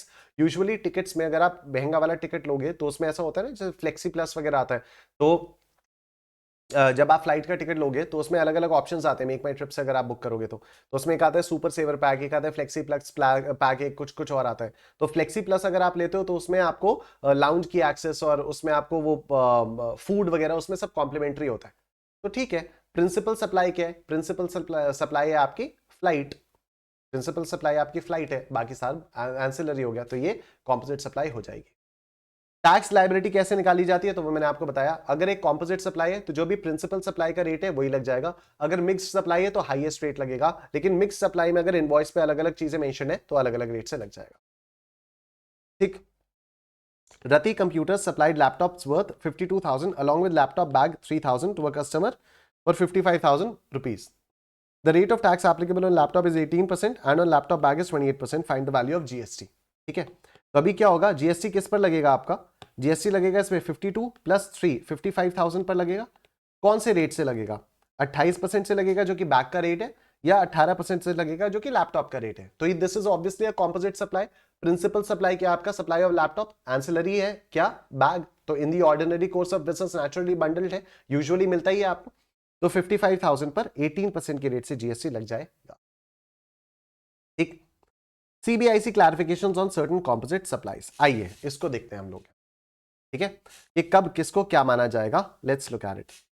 Supply of printed books, pamphlets, brochures, envelopes, annual reports, leaflets, cartons, boxes, etc., printed with design, logo, name, address, or other contents supplied by the recipient of such printed goods. आओ पढ़ते हैं इसको। When the publisher provides the content to the imaging press, to the printing press, and the printing press prints it using its own material, including paper, etc., and supplies it to the publisher, supply of printing is a principal supply and supply of material is ancillary to it. Therefore, it is treated as a supply of services. ठीक है, यहां पर issues क्या थे, issues ये थे, मैं आपको बता देता हूं। इश्यू था, सपोज मैं पब्लिशर हूं, आप प्रिंटर हो, राइट। तो मैं किताब का डिजाइन वगैरह लेकर आपके पास जाऊंगा और मैं आपसे कहूंगा सुनो इसको ऐसे छाप दो, इसको ऐसे छाप दो। कोई भी पब्लिशर जो होता है वो प्रिंट कहीं और से कराते हो सकता है उसके पास अपनी खुद की भी प्रिंटिंग मशीन हो सकता है वो प्रिंट कहीं और से करवा रहा हो। ठीक है, तो जैसे शुचिता प्रकाशन है, तो शुचिता प्रकाशन is a publisher of books. ठीक है, मैं ऑथर हूं, मैंने अगर टैक्स की किताब लिखी, मैं शुचिता प्रकाशन से कहूंगा पब्लिश कर दो इसको, पब्लिश करके वो डिस्ट्रीब्यूट करेगा। ठीक है, लेकिन पब्लिश करने के लिए प्रिंट कहां से करवाएगा, वो पुष्पी कार्यालय से करवाएगा। ठीक है, जस्ट तो शुचिता प्रकाशन की किताब छप कहां से रही है, पुष्पी कार्यालय से। पुष्पी कार्यालय में कहां है, प्रिंटिंग मशीन है। तो पुष्पी कार्यालय में अगर प्रिंटिंग मशीन है तो उस प्रिंटिंग मशीन में किताब छपेगी, जो शुचिता प्रकाशन उसको देगा, जो मैंने लिखी है, मैं ऑथर, वो पब्लिशर और एक तीसरी पार्टी प्रिंटर।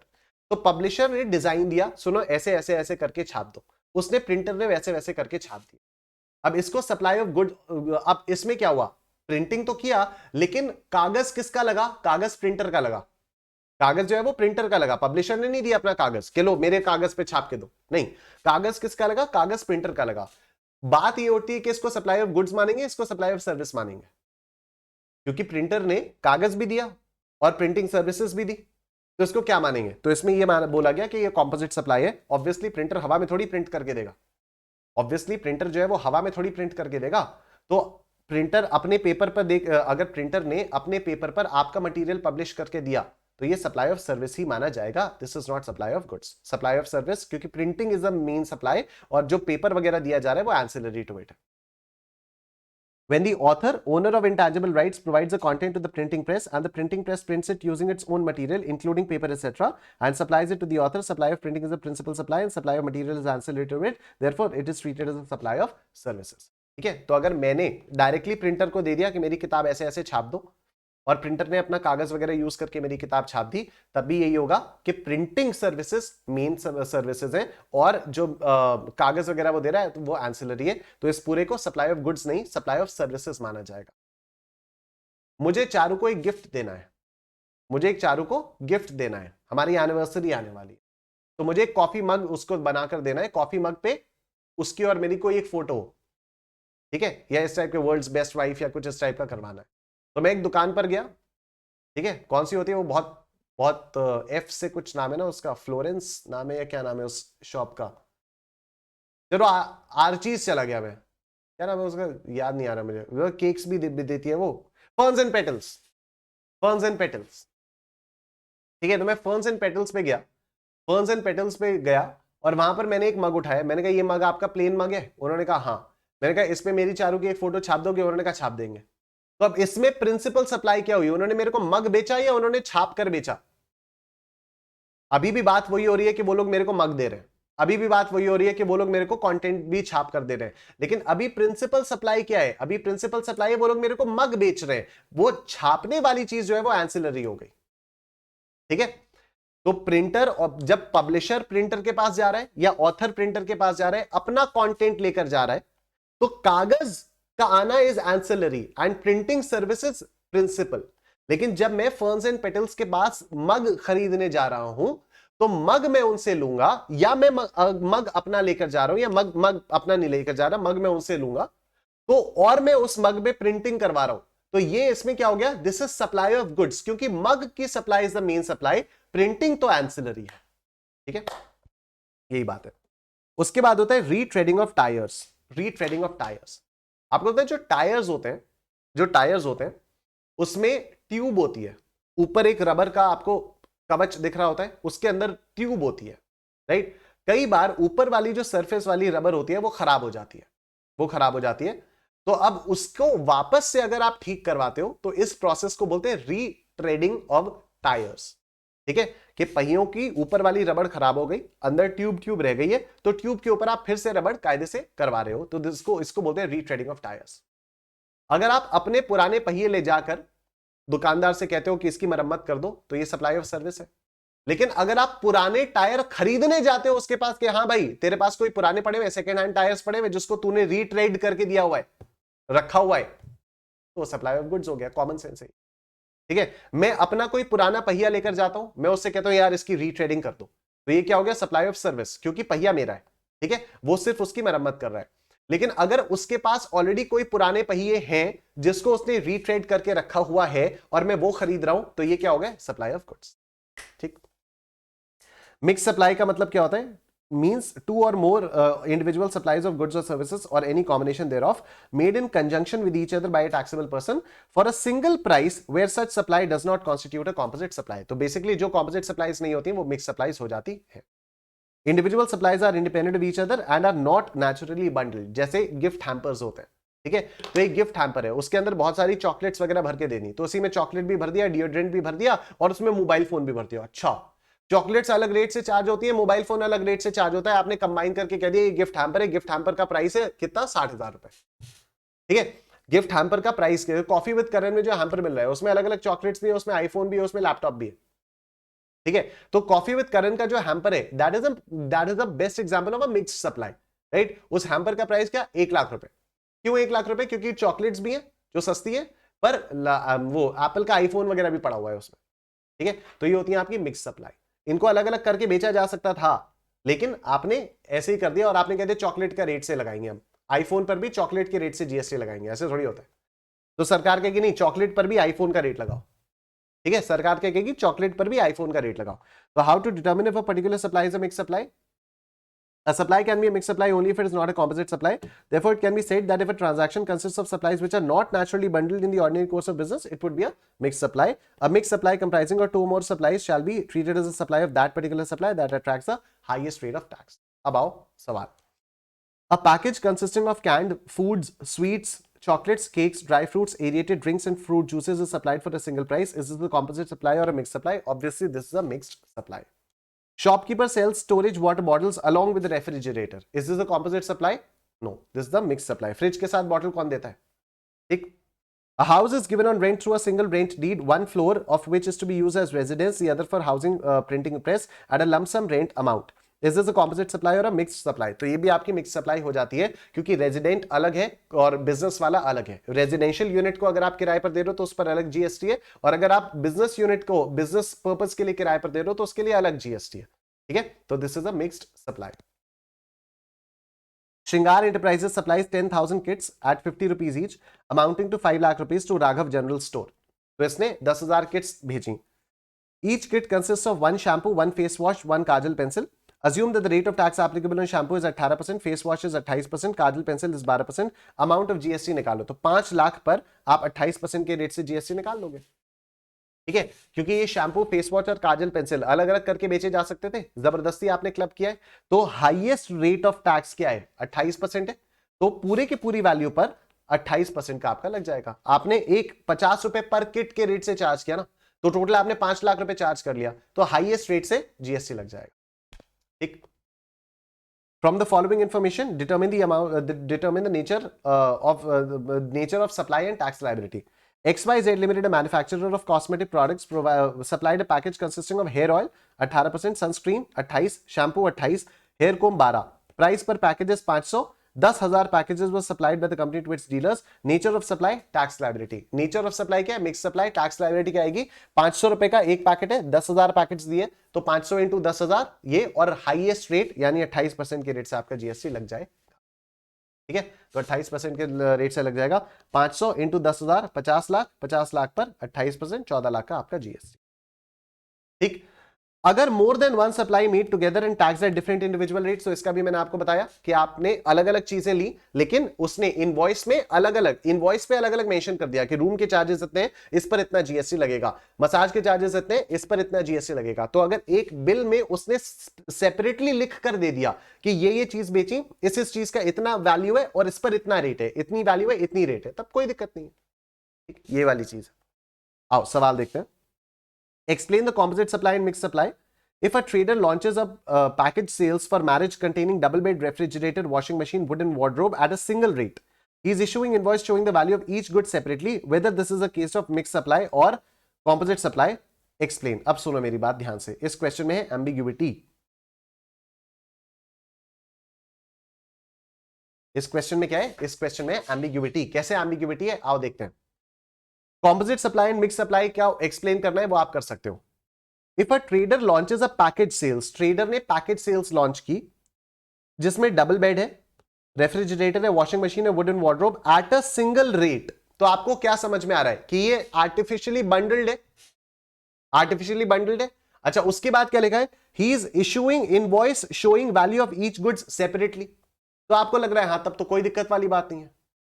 ठीक है, अब यहां पर क्या हुआ? यहां पर दो चीजें आ सकती हैं, यहां पर दो चीजें आ सकती हैं मन में। सिंगल रेट देखकर हो सकता है कई लोग कंफ्यूज हो जाएं कि अच्छा एक ही रेट पर जीएसटी चार्ज करने की कोशिश कर रहा है वो, लेकिन उसके तुरंत बाद लिखा हुआ है कि he is issuing invoice showing value of each good separately, her goods की वैल्यू को सेपरेटली कर रहा है। तो आपके मन में आएगा चलो ठीक है यार, इसको इग्नोर करो, इसके हिसाब से आंसर दे दो, और इसके हिसाब से आंसर आप क्या दोगे कि अगर वो अपनी इनवॉइस में हर गुड्स की वैल्यू सेपरेटली दिखा रहे तब कोई टेंशन वाली बात नहीं है। ठीक है, तो इसको आप कॉम्पोजिट सप्लाई भी नहीं मानोगे, इसको मिक्स सप्लाई भी नहीं बोलोगे। लेकिन अगर आपके दिमाग में आया, अगर आपके दिमाग में आया कि भैया सिंगल रेट है, सिंगल रेट मतलब एक ही रेट पर जीएसटी चार्ज किया जा रहा है, तो आप कह दोगे अच्छा अगर एक ही रेट पर जीएसटी चार्ज करने की कोशिश की जा रही है तब तो ये मिक्स सप्लाई है। ठीक है, तो एग्जाम में आप दोनों तरीके से आंसर लिख सकते हो। आईसीएआई ने क्या आंसर दिया है मैं आपको दिखा देता हूं। Composite supply comprises of two or more taxable supplies of goods or services or both or any combination thereof which are naturally bundled and supplied in conjunction with each other in the ordinary course of business, one of which is a principal supply. Definition छाप दी। Mixed supply means two or more individual supplies of goods or services or any combination thereof made in conjunction with each other by a taxable person for a single price where such supply does not constitute a composite supply. Definition छाप दी। Items such as double bed, refrigerator, washing machine, wooden wardrobe are not naturally bundled, and also the invoice for the supply shows separate values for each of them. That is, the package is not supplied for a single price. Not supplied for a single price, क्योंकि हर item की value अलग अलग दी हुई है. Therefore, supply of such items as a package will neither constitute composite nor a mixed. ठीक है, क्योंकि package क्योंकि वैल्यू इनवॉइस पर अलग अलग वैल्यू दी हुई है. Thus, the various items of package will be treated as being supplied individually. ठीक, लेकिन अब note, question specifies that various items are supplied at a single rate. ठीक, the single rate expression is construed at a single rate of tax in the above answer.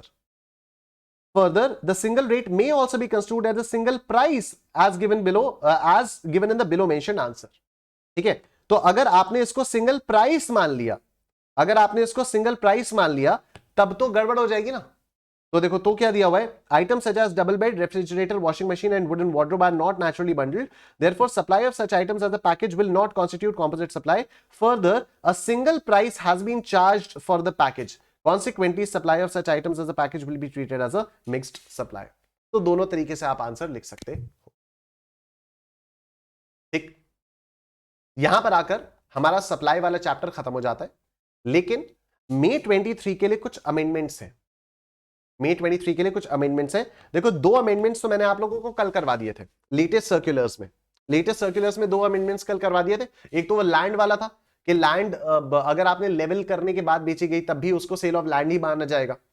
ठीक है, तो उस पर GST नहीं लगेगा, लेकिन लेवलिंग के अगर कुछ चार्जेस है तो उस पर जीएसटी लग जाएगा. और एक कोई और लेटेस्ट सर्कुलर आया था आपका, ठीक है, कौन सा था वो भी इस समय याद नहीं आ रहा है, लेकिन देख लेना, कल 2 सर्कुलर्स पढ़ाए थे, लेटेस्ट सर्कुलर्स करके, ठीक। तो अभी यहां पर कुछ और चीजें हैं जो मई 23 के लिए आपके अमेंडमेंट्स में आएगा, राइट। और ये जो अमेंडमेंट है ये कंसिडरेशन की डेफिनेशन में है। एक्चुअली डेफिनेशन में कोई अमेंडमेंट नहीं है, बस सरकार ने क्लैरिफिकेशंस दिए हैं। सरकार ने क्लैरिफिकेशंस दिए हैं। आपको याद है कंसिडरेशन में क्या बोला था कि अगर आप agreeing to the obligation to refrain from an act और टॉलरेट एन एक्ट और डू एन एक्ट करते हो, ठीक है, और उसके लिए आप कुछ पैसा लेते हो तो उसको भी कंसिडरेशन बोला जाता है, तो सप्लाई हो जाएगा, ठीक है। तो doing of an act, refrain from doing of an act या टू टॉलरेट एन एक्ट, इस पर भी जीएसटी लग जाता है। यह हम लोगों ने बात की थी। इसी चीज को लेकर सरकार ने अच्छे खासे क्लैरिफिकेशंस दिए हैं क्योंकि लोगों ने मांगे, राइट। तो ये काफी लंबा सा सर्कुलर था, ये बहुत लंबा सा सर्कुलर था। अगर आप में से कोई भी मई 23 वाला स्टूडेंट यहां पर है और आपने वार्म अप बैच से जीएसटी की क्लासेस की हैं, तो आपको याद आ रहा होगा उस समय सप्लाई वाला चैप्टर कराते हुए मैंने आपको यह सर्कुलर दिखाया था। 11 पेज का सर्कुलर नोटिफाइड था, सीबीआईसी ने नोटिफाइड किया हुआ था, और तब मैंने आपको बताया था। लेकिन ये मैं आपको तभी पढ़ाऊंगा जब आईसीएआई अपने नोटिफिकेशन में निकाल देगा कि इंटरमीडिएट के लिए कितना रेलेवेंट है। तो if any student who has done the classes of GST from the warm up batch, तो आपको याद आ रहा होगा। तो आईसीएआई ने नोटिफिकेशन निकाल दिया है। आईसीएआई के नोटिफिकेशन की सारी चीजें मैंने यहां पर एज इट इज कॉपी कर दी हैं without making any changes whatsoever, क्योंकि ये तो एकदम फ्रेश तरीके से पढ़ना पड़ेगा ना आपको। मतलब अब ये फास्ट ट्रैक में हो रहा है, तब भी कोई इसका मतलब ये नहीं कि मैं इसमें से कुछ चीजें एलिमिनेट कर दूं, नहीं, क्योंकि नाउ तो ये चीजें फ्रेश तरीके से पढ़नी होंगी, ठीक है। तो देखो अब हम लोग अमेंडमेंट करने जा रहे हैं। मई 23 का जो सप्लाई वाले चैप्टर में अमेंडमेंट है वो ये है, clarification regarding GST applicability on liquidated damages. मैं आपको फटाफट से दिखा भी देता हूं कि आईसीएआई की वेबसाइट पर आपको कहां से ये सब मिलता है।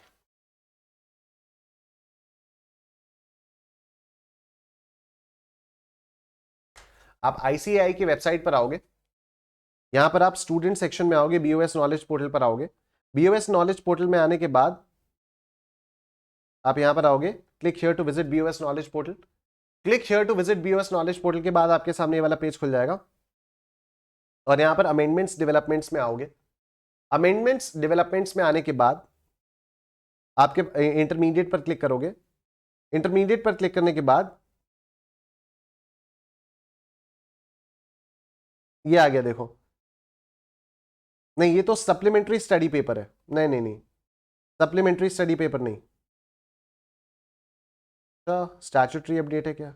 हाँ, ये देखो स्टैट्यूटरी अपडेट, ये रहा, ये रहा, ये रहा ना स्टैट्यूटरी अपडेट, ये वाला फोर्थ वाला पॉइंट, जो अभी ये स्टैट्यूटरी अपडेट आपको हाईलाइटेड दिख रहा है, ये paper 4 taxation relevant for May 23।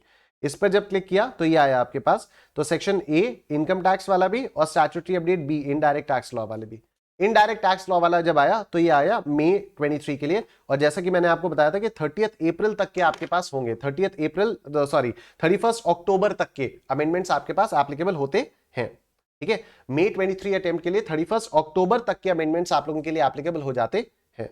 तो ये आपका इनडायरेक्ट टैक्सेस का अमेंडमेंट वाला पूरा पेज है। इसको हम लोग अपने जो हमारा फास्ट ट्रैक कोर्स चल रहा है इसमें रेलेवेंट जगहों पर मैंने इंक्लूड किया हुआ है, सारी चीजों को मैंने इंक्लूड किया हुआ है। तो देखो, जैसे ये सप्लाई अंडर जीएसटी है, इसमें एक यहां पर इन लोगों ने ये भी अमेंडमेंट में दे दिया है कि perquisites provided in terms of contractual agreement to employee not liable to GST. पर इसको हम लोगों ने रेलेवेंट जगह पर ऑलरेडी डिस्कस किया हुआ था, पहले से दिया हुआ था, ठीक है। और अगर आप देखो तो ये 6 जुलाई 2022 को आया, 6 जुलाई 2022 को आया। तो इसको हम लोगों ने पहले ही डिस्कस कर रखा था कि अगर आपने कॉन्ट्रैक्चुअल अग्रीमेंट में एम्प्लॉई को कुछ परक्विजिट्स दिए तो वो इन द कोर्स ऑफ और इन रिलेशन टू एम्प्लॉयमेंट माना जाएगा और उस पर जीएसटी नहीं लगेगा, ठीक है। ये हम लोगों ने बात कर ली थी in terms of contractual. Perquisites provided by the employer to the employee in terms of contractual agreement entered into between the employer and employee will not be subject to GST. ठीक है। अब इधर आओ, ये जो पॉइंट नंबर 2 है आपका, clarification regarding GST applicability on liquidated damages, compensation and penalty arising out of breach of contract or other provisions of law. ठीक है। तो यहां पर जो जो चीजें हैं वो सारी की सारी मैंने एग्जैक्टली ये जो बड़ा सा चले जा रहे, अब हम लोग इसको पढ़ने जा रहे हैं, फिर चार्ज ऑफ जीएसटी पर जब अगले चैप्टर में करेंगे। ठीक है, तो ये सारी चीजें अब हम लोग यहां से पढ़ने जा रहे हैं। मैं अपने ही नोट से पढ़ा देता हूं जिससे आपके अंदर आपके पास एक फेमिलियरिटी बनी रहे नोट्स की। ठीक है, आपको अलग अलग स्विच ना करना पड़े। तो आओ देखते हैं। Circular number 178 by 10 by 2022 GST dated 3rd August 2022 clarifies issues with respect to GST applicability on liquidated damages, compensation and penalty arising out of breach of contract or other provisions of law. एक clarification क्या है? Agreeing to the obligation to refrain from an act or to tolerate an act or to do an act has been specifically declared to be a supply of service in para 5E of schedule 2 to CGST Act 2017 if the same constitutes a supply within the meaning of CGST Act. ठीक, तो अगर हम इसको देखें तो expression agreeing to the obligation to refrain from an act or to do or to tolerate an act or situation or to do an act has 3 limbs. तीन क्या? Agreeing to the obligation of refrain from an act, कि आप ये काम मत करो। दूसरा, agreeing to the obligation to tolerate an act or situation, Domino's वाले ने लेट किया, लेट की वजह से 300 रुपए हमने चार्ज किया। agreeing to the obligation to do an act, मैं आपके लिए ऐसा करूंगा तो आप मेरे लिए ऐसा करो। ठीक, आओ सबसे पहला, agreeing to the obligation to refrain from an act. Example of activities that would be covered by this part of the expression would include non-compete agreements, refrain from an act, कि भाई ये काम मत करना, नॉन कंपीट अग्रीमेंट्स, आप CA बन जाओगे, आप टैक्स मत पढ़ाना, नॉन कंपीट, मेरे से कंपटीशन मत करना, where one party agrees not to compete with the other party in a product, service or geographical area against a compensation paid by the other party. वो ड्राई क्लीनर, वो cable operators वाला question हमने किया था। Another example of such activities would be a builder refraining from constructing more than a certain number of floors, even though permitted to do so by municipal authorities, against a compensation paid by neighboring housing project who wants to protect its sunlight, or an industrial unit refraining from manufacturing activity during certain hours against an agreed compensation paid by neighboring school which wants to avoid noise during those hours. मैं अपनी building बनवा रहा हूं, ठीक है, मेरी building के पास, मेरा जो बिल्डिंग है उसके लिए मैंने सरकार से परमिशन ले रखी है कि मैं 10 माले की मंजिल बनाऊंगा, ठीक है, लेकिन मेरे घर के बगल में एक और, मेरे बिल्डिंग के बगल में एक और मकान है, मैंने अगर 10 माले की बिल्डिंग बना ली तो उस मकान के पास धूप नहीं आएगी। This is actually happening to me, actually not to me directly, but मेरी मौसी जी के साथ ऐसा हो रहा है, देहरादून में मेरे भाई हैं, तो उनका जो मकान है वहां पर अच्छा खासा बहुत धूप आती थी, लेकिन अब उनके घर के बगल में एक 4 स्टोरीड एक मकान बन चुका है, तो अब उनके उतनी धूप नहीं आती। ठीक है, तो अगर इन्होंने ये कहा कि भाई तुम 4 मंजिला मकान मत बनाओ या 10 मंजिला मकान मत बनाओ, हमारे यहाँ की धूप एकदम खराब हो जाएगी और ये लो कुछ पैसे, तो ये भी हो गया रिफ्रेन फ्रॉम एन एक्ट। सरकार से परमिशन है, सरकार से कोई प्रॉब्लम नहीं है, लेकिन रिफ्रेन फ्रॉम एन एक्ट हो गया, तो फिर रिफ्रेन करने की वजह से क्या हो गया, रिफ्रेन करने की वजह से हो गया कि अभी सप्लाई हो जाएगी। ठीक, और an industrial unit refraining from manufacturing activity during certain hours of a school. ठीक है, तो क्या हो गया कि स्कूल है, स्कूल के बगल में कोई मैन्युफैक्चरिंग फैक्ट्री लगी हुई है, जब मैन्युफैक्चरिंग फैक्ट्री से काम चलता है तो स्कूल में आवाज आती है, बच्चे पढ़ नहीं पाते, स्कूल वालों ने उनको कॉम्पनसेशन दे दिया कि सुनो अभी इस टाइम पर आप अपना ये फैक्ट्री वाला धंधा मत करना। ठीक है, तो रिफ्रेन फ्रॉम एन एक्ट। दूसरा है agreeing to or the obligation to tolerate an act or a situation। tolerate में क्या होगा, this would include activities such as a shopkeeper allowing a hawker to operate from the common pavement in front of his shop against a monthly payment by the hawker, or an RWA tolerating the use of loudspeakers for early morning prayers by school located in the colony subject to the school paying an agreed sum to the RWA as compensation। अभी मैं आपको ये बता देता हूं। अब इसमें क्या हुआ, इसमें ये हुआ कि एक दुकानदार है, ठीक है, ये भी मेरे साथ हो चुका है, मतलब हमारे साथ ये भी हुआ है, एकदम प्रैक्टिकल एग्जांपल्स मैं आपको बता रहा हूं कि अपनी शुचिता फार्मेसी, अपनी दवाई की दुकान है, ठीक है। अब एक बार बहुत पहले ना, एक 2015-16 में एक सोडा पॉप करके एक चीज चली थी, पता नहीं आप में से कितने लोगों को याद होगी soda pop.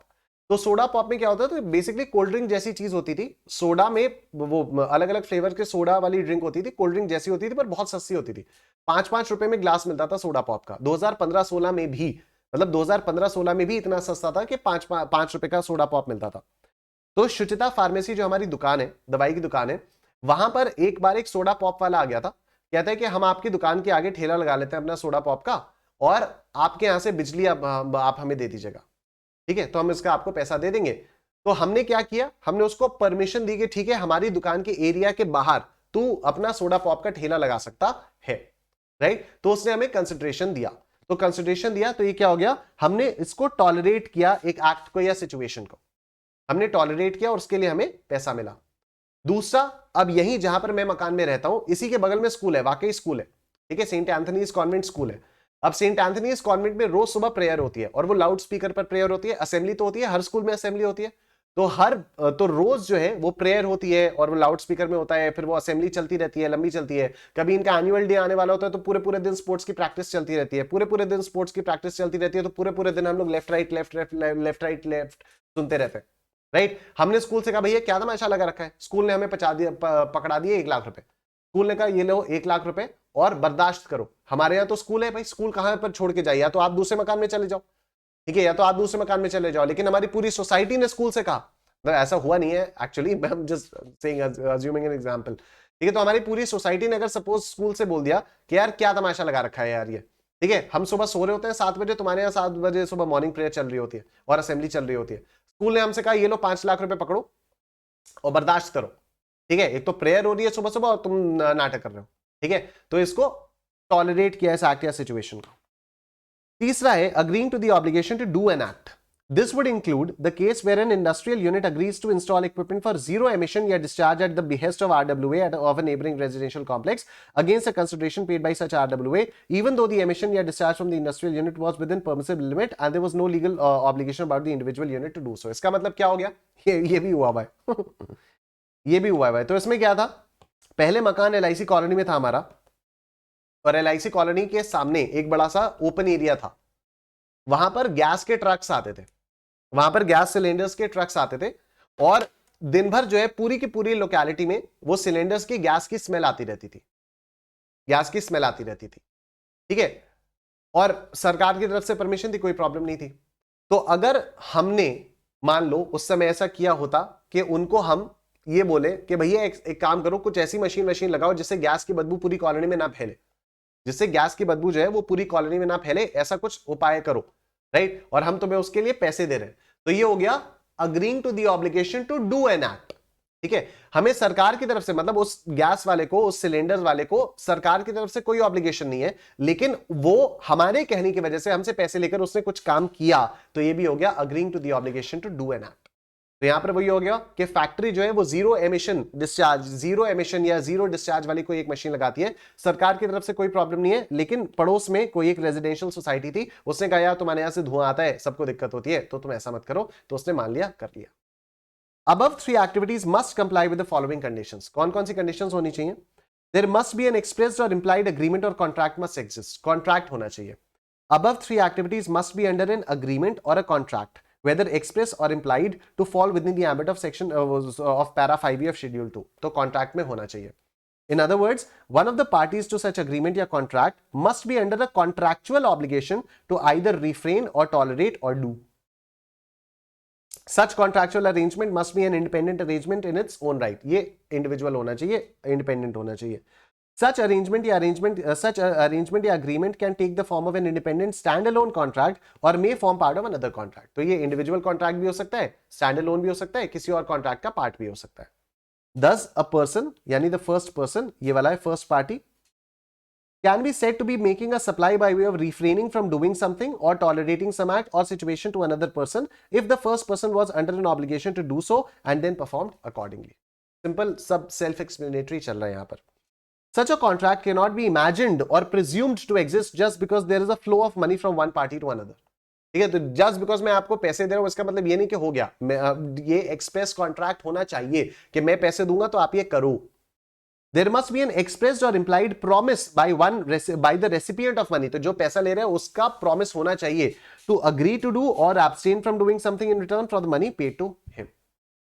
Consideration must flow in return to the contract or agreement। तो ये दूसरा पार्ट है, ठीक है, ये पहला पार्ट था। Above 3 activities must comply with the following conditions था, तो एक कंडीशन तो ये हो गई कि there must be an express or implied contract must exist, ठीक है। दूसरा क्या है, दूसरी कंडीशन है consideration must flow in return to this contract या अग्रीमेंट। तो such consideration must flow in return from the other party to the contract और agreement, second party to the first party for refraining और tolerating और doing. ठीक, अब देखो conditions वगैरह सब हो गया, और ये बहुत ही कॉमन सेंस वाली कंडीशंस थी, कोई इसमें टेंशन वाली बात नहीं थी। आइए देखिए, taxability of some of the transactions has been discussed in detail as under. अब आओ, अब हम लोग यहां पर पढ़ते हैं जो आपके एग्जाम के लिए रेलिवेंट है।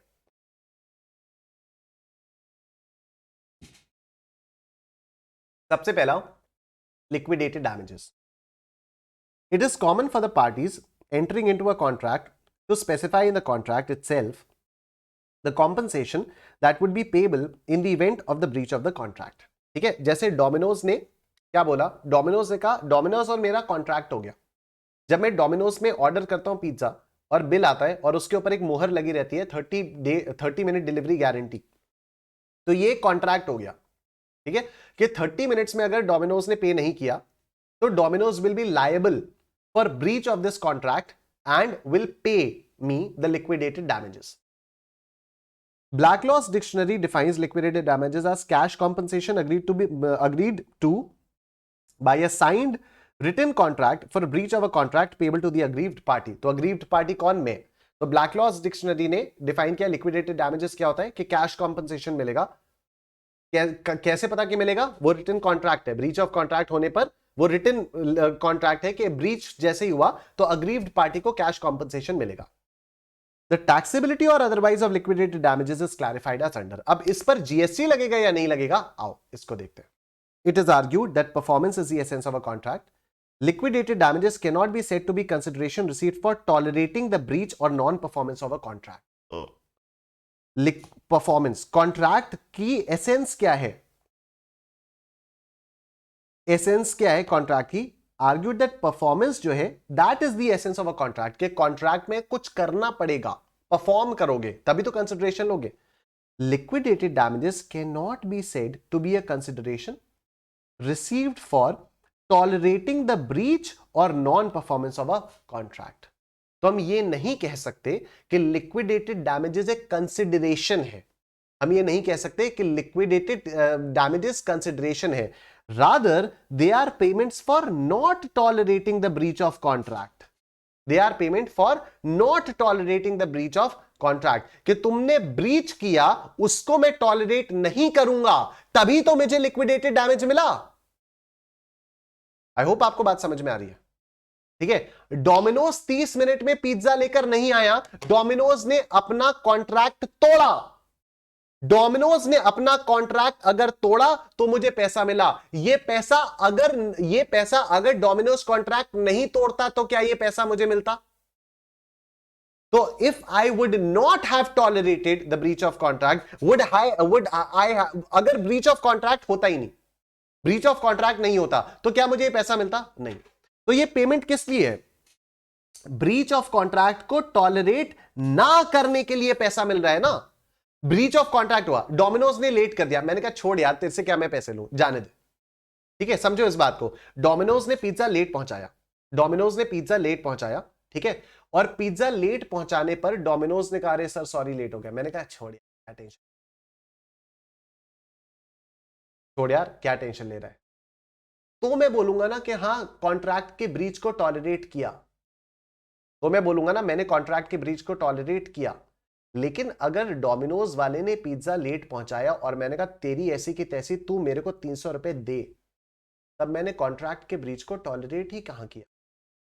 तो ये जो लिक्विडेटेड डैमेजेस हैं ये मुझे टॉलरेटिंग के लिए मिल रहे हैं या ये मुझे नॉट टॉलरेटिंग के लिए मिल रहे हैं? यहां पर ये क्लैरिफाई किया गया कि लिक्विडेटेड डैमेजेस मुझे नॉट टॉलरेटिंग। ठीक है, आइए लिक्विडेटेड डैमेजेस मुझे नॉट टॉलरेटिंग के लिए मिल रहे हैं। आओ देखो, payment of liquidated damages is stipulated in a contract to ensure performance and to deter non performance. Ensure किया पेमेंट, ये लिक्विडेटेड डैमेजेस को कॉन्ट्रैक्ट में क्यों डाला जाता है? जिससे परफॉर्मेंस एंश्योर हो और नॉन परफॉर्मेंस डिटर हो। डिटर मतलब नॉन परफॉर्मेंस ना हो, नॉन परफॉर्मेंस, अनसैटिस्फैक्टरी परफॉर्मेंस और डिलेड परफॉर्मेंस।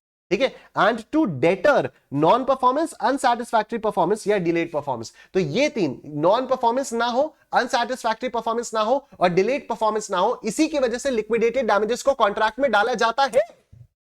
ये थोड़ी कि आप आराम से करते रहो, डोमिनोज ऐसा थोड़ी करेगा अरे ठीक है यार कोई फर्क नहीं पड़ता दे देंगे 300 रुपए, नहीं। ठीक, Liquidated damages are a measure of loss and damage that the parties agree would arise due to breach of contract. ठीक, they do not act as remedy for the breach of contract. ठीक है, ये loss का compensation है. Pizza late आएगा तो pizza ठंडा हो जाएगा, राइट? इतना पिज्जा पिज्जा बोल रहा हूं, आप में से कई सारे लोगों ने ऑर्डर भी कर दिया होगा.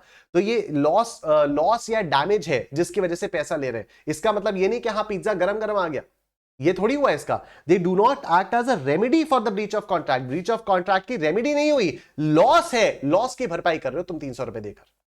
दे do not restitute the aggrieved person. They do not restitute the aggrieved person. मेरा पिज्जा ठंडा आया, मुझे ठंडा ही खाना पड़ेगा, ठीक नहीं हो जाएगा.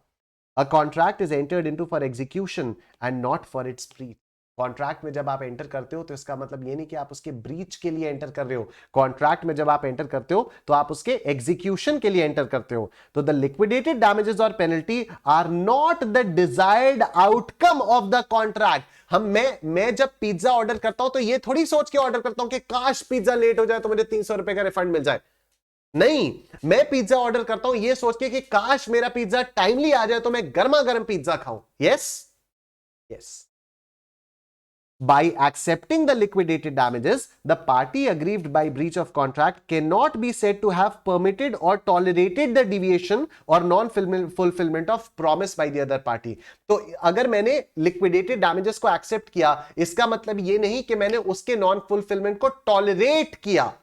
उसको tolerate नहीं किया, मैंने उसको tolerate नहीं किया, तभी तो मैंने liquidated damages लिए. Where the amount paid as liquidated damages is an amount paid only to compensate for injury, loss or damage suffered by the aggrieved party due to breach of contract, and there is no agreement express or implied by the aggrieved party receiving the liquidated damages to refrain from or tolerate an act or to do anything for the party paying the liquidated damages. In such cases, liquidated damages are merely a flow of money from the party who causes the breach of contract to the party who suffers loss or damage due to such breach. वाह, क्या बात है, मजा ही आ गया, मजा ही आ गया, मजा ही आ गया. एग्जाम्पल अपना वही डोमिनोज वाला कंटिन्यू कर रहे हैं.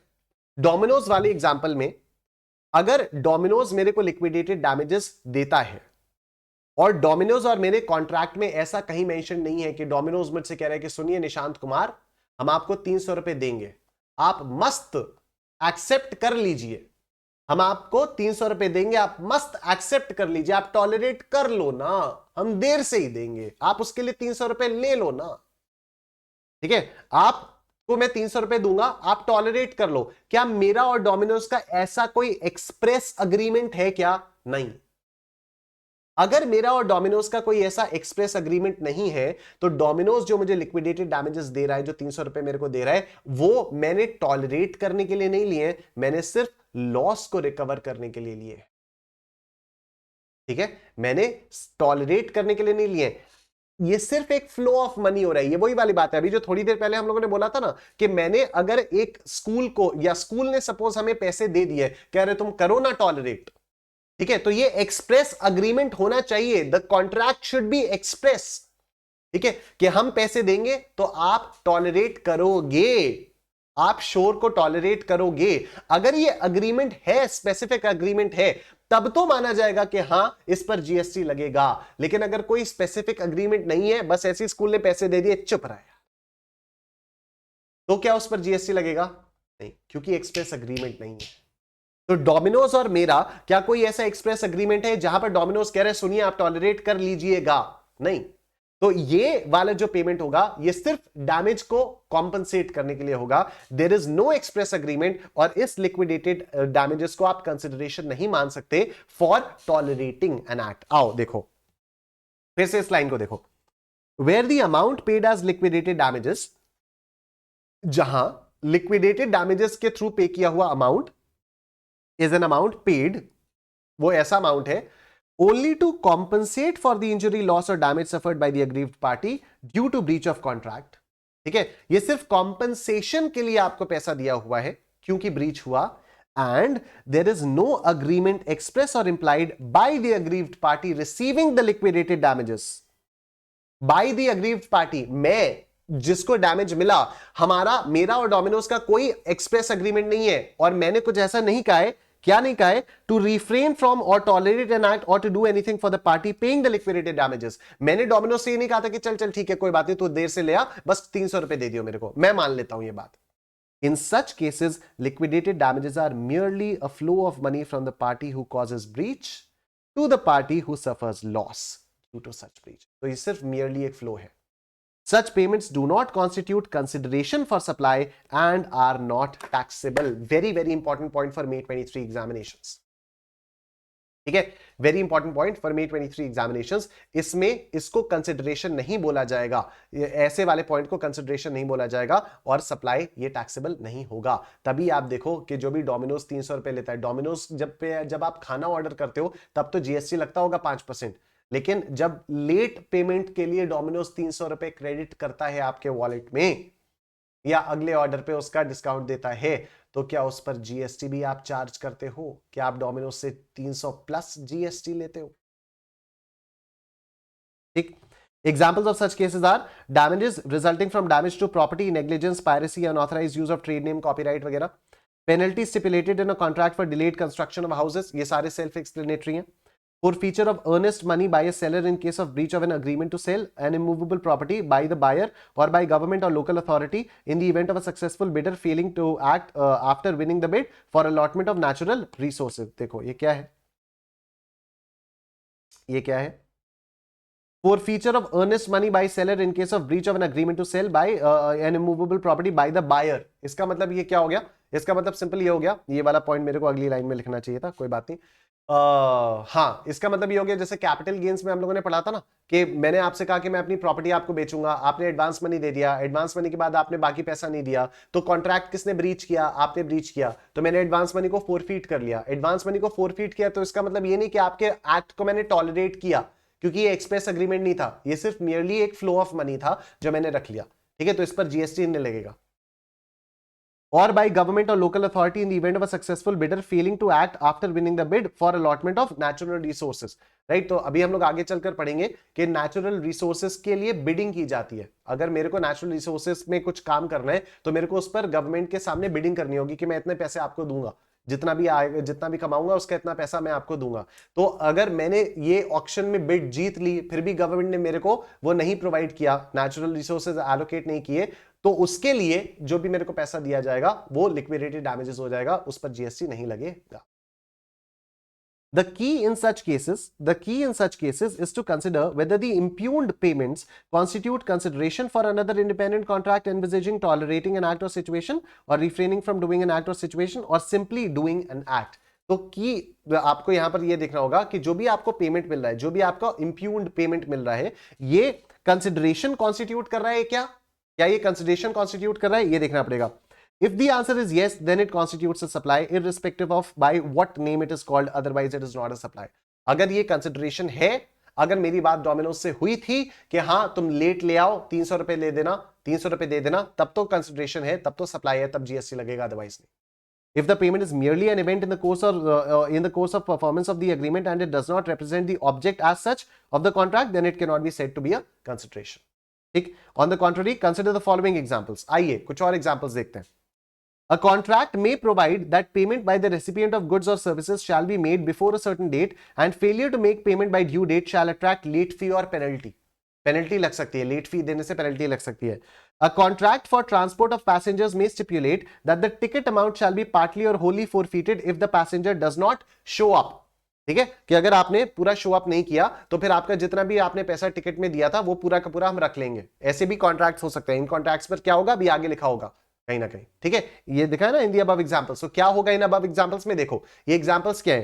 पहला क्या हुआ, लेट फी या पेनल्टी वाला। ठीक है, कि आपको इतने डेट तक पेमेंट दे देना चाहिए था, आपने नहीं दिया तो लेट फी लग जाएगी। उसके बाद दूसरा क्या हुआ कि ट्रांसपोर्ट ऑफ पैसेंजर्स में ये हुआ कि अगर आपने वहां पर आपने ट्रेन का टिकट ले लिया, ट्रेन में आपने ट्रैवल नहीं किया तो पूरा का पूरा पैसा गया। A contract for package tour may stipulate forfeiture of security deposit in the event of cancellation of tour by the customer। Make my trip से मैंने कुछ टिकट बुक करवाया, उसने जो भी सिक्योरिटी डिपॉजिट लिया था वो पूरा का पूरा उसने फोरफीट कर लिया, वापस नहीं किया। A contract for lease of movable or immovable property may stipulate that lessee shall not terminate the lease before a certain period, and if he does so, he will have to pay certain amount as early termination fee or penalty। Right. तो अभी lease दिया, long term lease पर दिया, 12 साल के लिए suppose मैंने lease पर दे दिया, किराए पर दे दिया अपनी कोई भी जमीन, और उसमें कॉन्ट्रैक्ट में लिखा हुआ है भाई 12 साल से पहले कैंसिल मत करियो लीज। अगर 12 साल से पहले लीज कैंसिल की तो मेरे को अर्ली टर्मिनेशन के लिए पैसा देगा तू।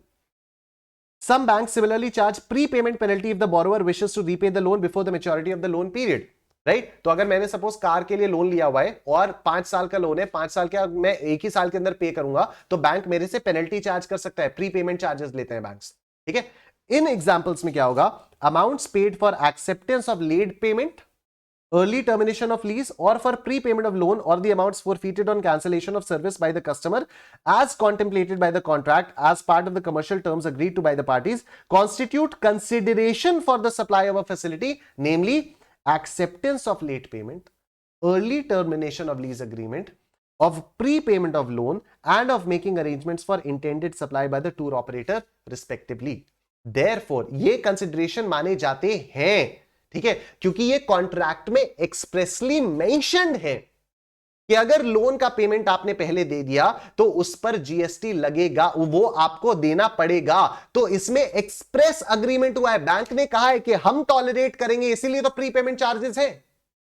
ठीक है, तो ऐसे में such payments, even though they may be referred to as fine or penalty, are actually payments that amount to consideration for supply and are subject to GST in cases where such supply is taxable. ठीक है, मैंने जो car ली थी अभी 1.5 साल पहले, उस car के जो लोन डॉक्यूमेंट है उस पर लिखा हुआ है कि अगर आपने लोन प्रीपे किया तो इतना % आप पर पेनल्टी लगेगी प्लस जीएसटी, उस पर लिखा हुआ है। ठीक है, since these supplies are ancillary to the principal supply for which the contract is signed, they shall be eligible to be assessed as principal supply. Naturally, such payments will not be taxable if principal supply is exempt. तो अगर loan लेना ही exempt है, loan पर interest ही exempt है, तो फिर ये भी exempt हो जाएगा। ठीक है, ये था हमारा पहला पार्ट, लिक्विडेटेड डैमेजेस वाला। ठीक, ये देखो,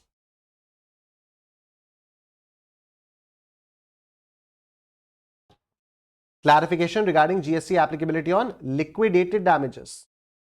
ठीक, अभी हमारे कॉम्पनसेशन पेनल्टी वगैरह बाकी है, आओ देखते हैं।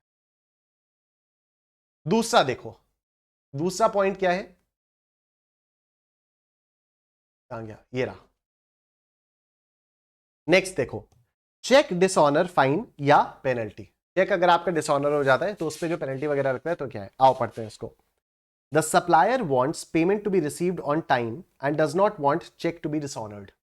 ठीक है, तो मैंने किसी को अगर चेक दिया तो वो बंदा क्या कहेगा, मैंने सपोज आपको चेक दिया तो आप तो यही चाहोगे ना कि चेक मेरा डिसऑनर ना हो जाए, आपने जैसे उस चेक को एनकैश करवाया आपको पेमेंट मिल जाए, तो you wouldn't want the cheque that I give you to get dishonoured, right.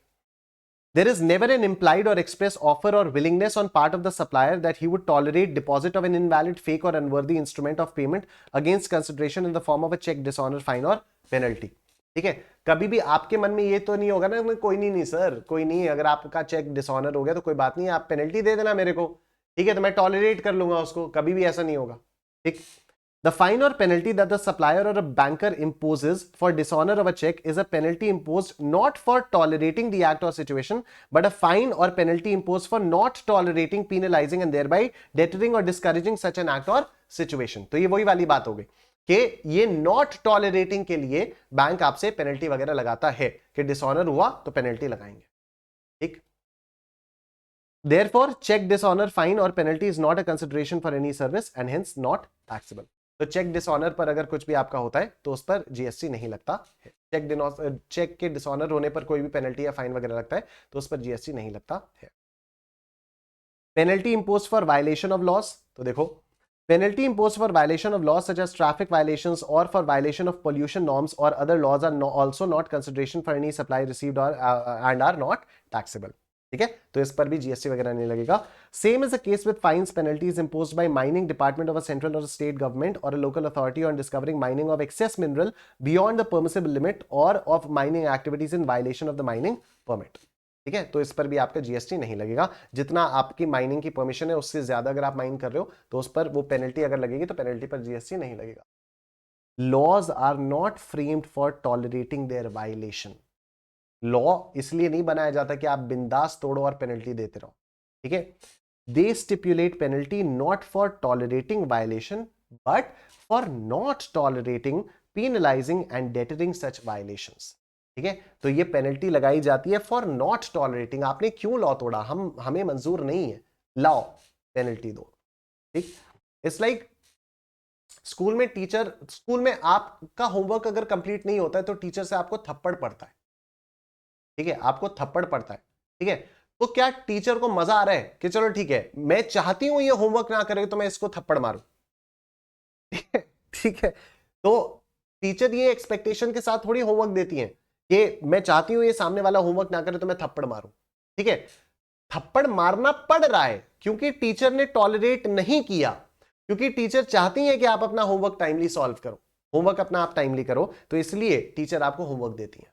ठीक है, नॉट विद द एक्सपेक्टेशन कि आप होमवर्क नहीं करोगे तो चलो मैं थप्पड़ मारूंगी. There is no agreement between government and the violator specifying that violation would be allowed or permitted against payment of fine or penalty. तो सरकार और मेरा कोई ऐसा अग्रीमेंट तो नहीं है कि हाँ निशान तू आराम से ट्रैफिक रूल तोड़ता रहे, फाइन भरता रहे. ठीक है, ऐसा कोई एग्रीमेंट नहीं है. There cannot be such an agreement as violation of law is never a lawful object or consideration. क्या बात है, ब्यूटीफुल. ऐसा कोई एग्रीमेंट हो ही नहीं सकता क्योंकि किसी लॉ का वायलेशन तो अपने आप में एक अनलॉफुल एक्टिविटी हो गई, और अनलॉफुल एक्टिविटी करने के लिए आप कैसे आप अग्रीमेंट बना सकते हो, पॉसिबल ही नहीं है. In short, fines and penalties chargeable by the government और local authority imposed for violation of a statute, bylaws, rules और regulations are not leviable to tax. ठीक, चौथा point, forfeiture of salary or payment of bond amount in the event of employee leaving the employment before minimum agreed period. अच्छा, तो अब employee ने अगर agreed period से पहले, सपोज मैंने किसी कंपनी में जाकर नौकरी करना शुरू किया और उस कंपनी ने मुझसे कहा कि आप 1 साल से पहले नौकरी नहीं छोड़ सकते. राइट, अब 1 साल से पहले अगर मैं नौकरी नहीं छोड़ सकता, मान लो मैंने छोड़ दी, तो ये क्या करेगा एम्प्लॉयर हो सकता है मेरी सैलरी वगैरह रोक के रख ले, तो इस पे ये क्या इस पर जीएसटी भी चार्ज होगा. देखते हैं. Forfeiture of salary or payment of bond amount in the event of the employee leaving the employment before the minimum agreed period. तो अगर एम्प्लॉई ने मिनिमम अग्रीड पीरियड से पहले जॉब छोड़ दी और एम्प्लॉयर ने उसका पेमेंट फोरफीट कर लिया या सैलरी उसकी फोरफीट कर ली, ठीक है, या बॉन्ड अमाउंट जो उसको पेमेंट करना था वो रोक लिया, तो फिर क्या होगा. Provisions for forfeiture of salary or recovery of bond amount in the event of the employee leaving the employment before the minimum agreed period are incorporated in the employment contract to discourage non-serious candidates from taking up employment.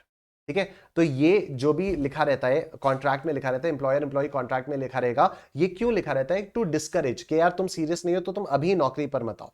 ठीक है, कैसे पता चलेगा तुम serious नहीं हो, अगर मान लो तुमने 1 साल से पहले छोड़ा तो हम पेनल्टी लगाएंगे. तो ठीक, the said amounts are recovered by the employer not as a consideration for tolerating the act on such premature quitting of the employment, but as penalties for dissuading the non-serious employees from taking up employment and to discourage and deter such a situation. तो ये penalty इसलिए थोड़ी लगा हाँ छोड़ के चले जाना, हम पैसे ले लेंगे. ठीक, नहीं, तो ये डिस्करेज करने के लिए लिया जाता है एंड हेंस इस पर भी जीएसटी नहीं लगेगा. Further, employee does not get anything in return for the employer from the employer against payment of such amounts. Employee को तो कुछ मिल नहीं रहा है. Therefore, such amounts recovered by the employer are not taxable as consideration for the service of agreeing to tolerate an act or situation. Next, late payment surcharge or fee. The facility of accepting late payments with interest or late payment fee, fine or penalty is a facility granted by supplier naturally bundled with the main supply. It is not uncommon or unnatural for customers to sometimes miss the last date of payment of electricity, water, telecommunication services, etc. Almost all service providers across the world provide the facility of accepting late payments with late fine or penalty. ठीक है, तो ये तो ICAI भी ये करता है ना, कभी कभी लास्ट डेट मिस हो जाती है ना. जब आईसीएआई ने एग्जाम फॉर्म निकाला तो हो सकता है लास्ट डेट आपसे मिस हो जाए, तो विद लेट फीस आईसीएआई करता है ना कि विद लेट फीस आपका प्राइस इतना है. ठीक है, तो लेट फी लगाना एकदम कॉमन सेंस है. लेट फी या इंटरेस्ट या पेनल्टी वगैरह लगाना कॉमन सेंस है एकदम, मतलब कॉमन पार्लेंस में चलता ही रहता है ये. Even if this service is described as a service of tolerating the act of late payment, it is an ancillary supply naturally bundled and supplied in conjunction with the principal supply and therefore should be assessed as the principal supply. तो जो भी जैसे Vodafone के charges है, अगर मैंने मान लो पे नहीं किए तो वो लोग पेनल्टी या फीस कुछ लगाएंगे, तो ये पेनल्टी और फीस को भी पेमेंट चार्जेस के साथ ही मान लिया जाना चाहिए क्योंकि एंसिलरी सप्लाई है. Since it is an ancillary to and naturally bundled with the principal supplies such as of electricity, water, telecommunication, cooking gas, insurance, etc., it should be assessed at the same rate as the principal supply. However, the same cannot be said of check dishonor fine or penalty as discussed earlier. लेकिन इसके लिए जो check dishonour वाली penalty है वो एक अलग चीज हो जाती है, ये एक अलग चीज है. यहां पर नॉर्मल कोर्स में चलता है, ठीक है, कि आपने अगर लेट पेमेंट किया तो फिर आपको जीएसटी लगेगा, तो आप पे हम लेट फी या फाइन लगाएंगे. लेकिन चेक डिसऑनर में एक अलग सीन है, तो यहां पर सिचुएशन टू सिचुएशन डिपेंड करेगा. ठीक. और अगर आपके दिमाग में मान लो पूरे को समझ के कुछ भी आते हैं, नहीं सर ये मेरे हिसाब से ऐसा होना चाहिए, तो उसको अपनी जेब में रखो. ठीक है, क्योंकि ये क्लैरिफिकेशन आ चुका है सरकार की तरफ से. अब अगर ये क्लैरिफिकेशन सरकार की तरफ से आ चुका है और आईसीएआई ने कह दिया कि ये ऐसा है, तो आप याद कर लो भैया, चेक डिसऑनर पे पेनल्टी होगी तो उस पर जीएसटी नहीं लगेगा. फोन का बिल लेट पे करोगे, लेट पे पर जो फीस लगेगी या पेनल्टी लगेगी, उस पेनल्टी पर जीएसटी पे होगा. ठीक है, तो अगर आपके मन में कुछ भी आ रहा है कि नहीं मेरे हिसाब से ये होना चाहिए, तो उससे कोई फर्क नहीं पड़ता, क्योंकि सरकार ने क्लैरिफिकेशन दे दिया है. ठीक है, ऐसे आपके जैसे और भी कई सारे लोगों के मन में आया होगा कुछ ना कुछ, इसलिए सरकार को क्लैरिफिकेशन देने की जरूरत पड़ी है. Fixed charges for power. पानी पी लेते हैं, आप वीडियो को लाइक कर दीजिए.